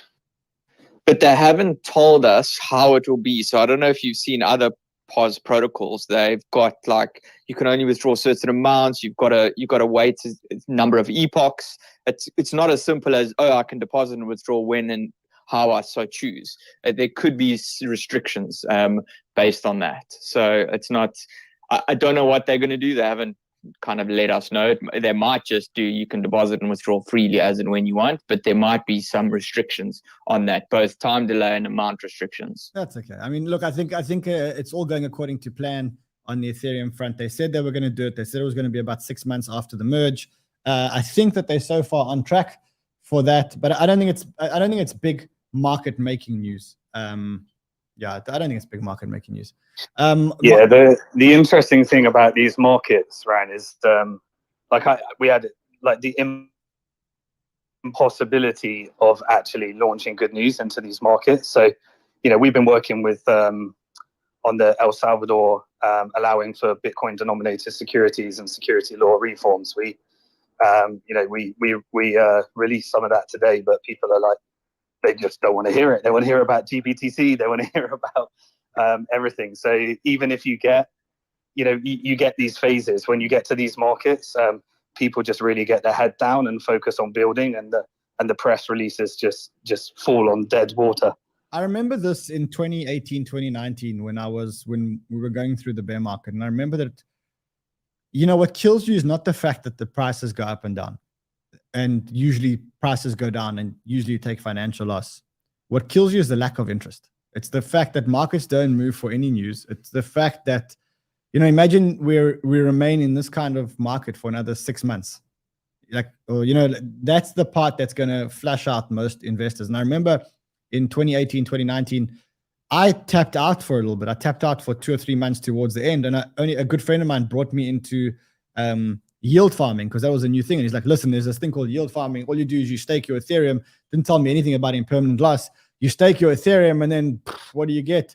You start earning sushi, and you start earning sashimi, and you start earning yam. And I don't even remember what else we were yield farming. We were making packets of money, and then we lost it all to impermanent loss. But anyway, that brought me back into DeFi and brought me back into crypto. And I think the moral here is, I think a lot of retail investors don't have enough stamina to run this marathon.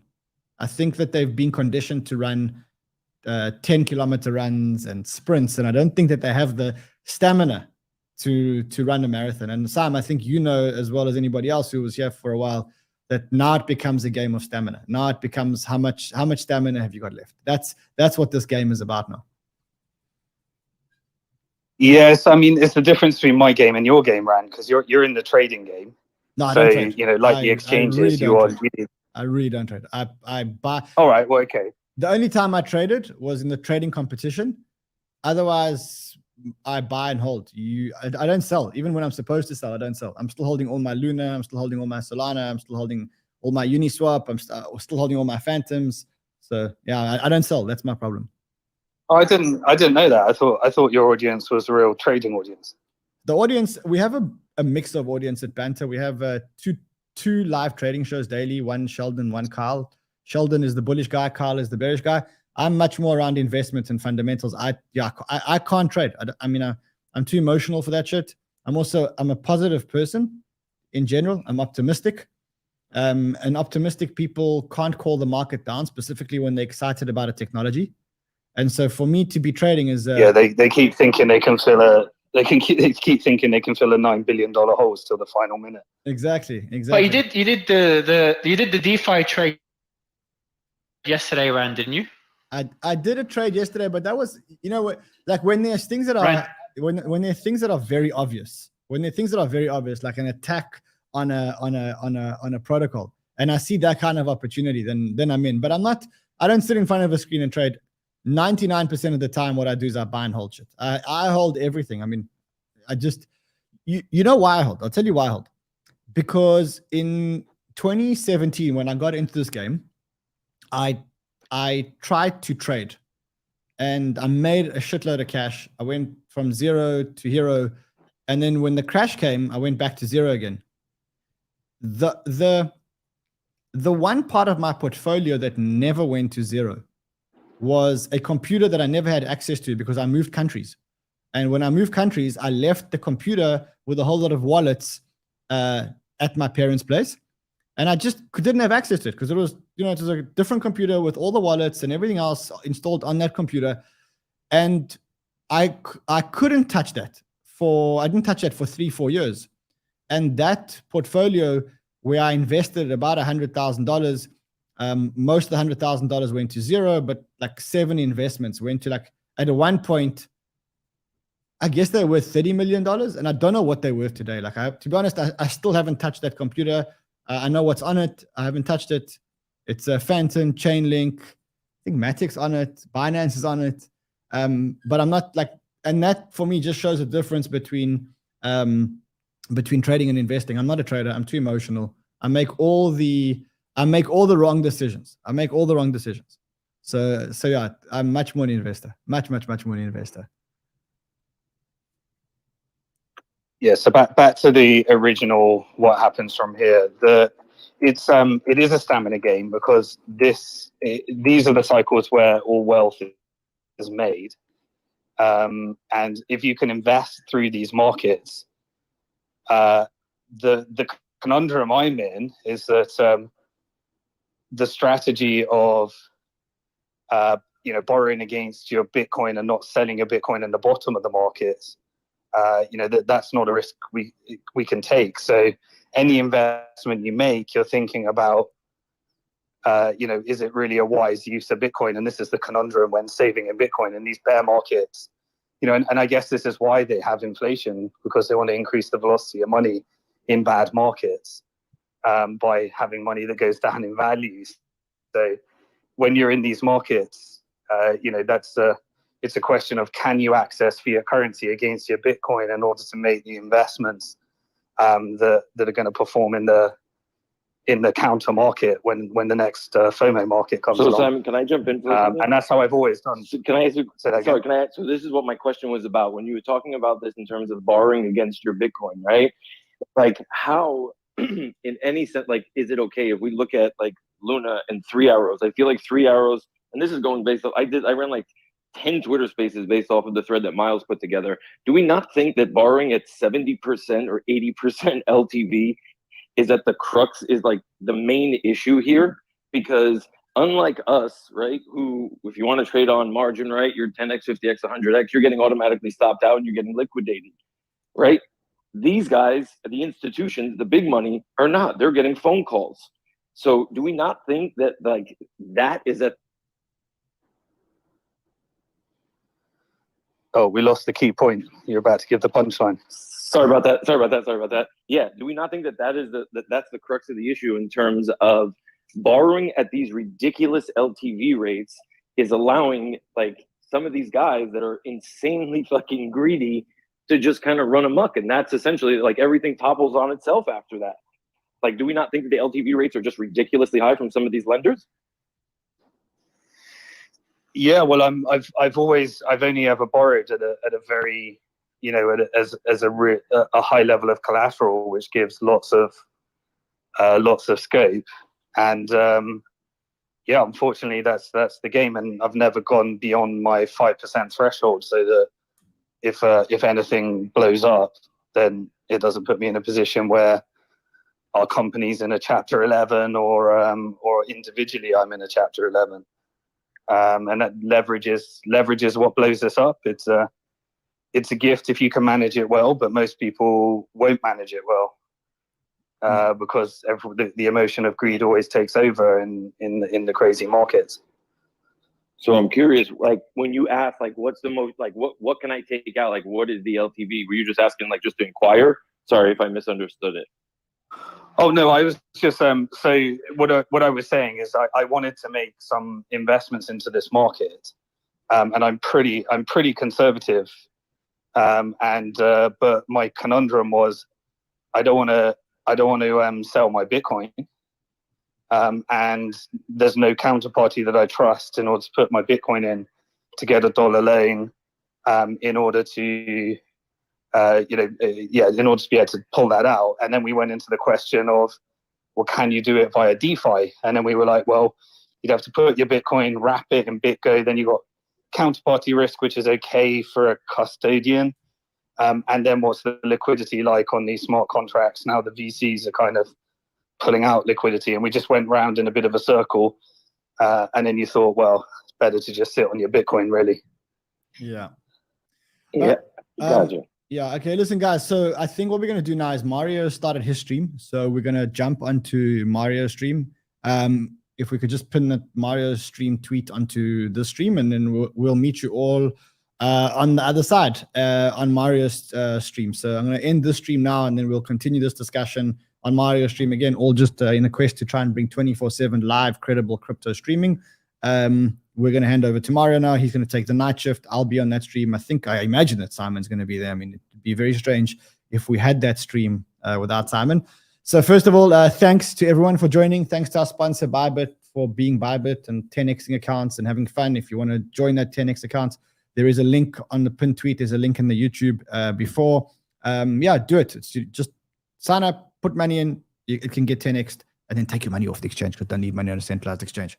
See you guys again tomorrow. Until then, I'll be on Mario's show. Trade well, my friends. Have fun, everyone. And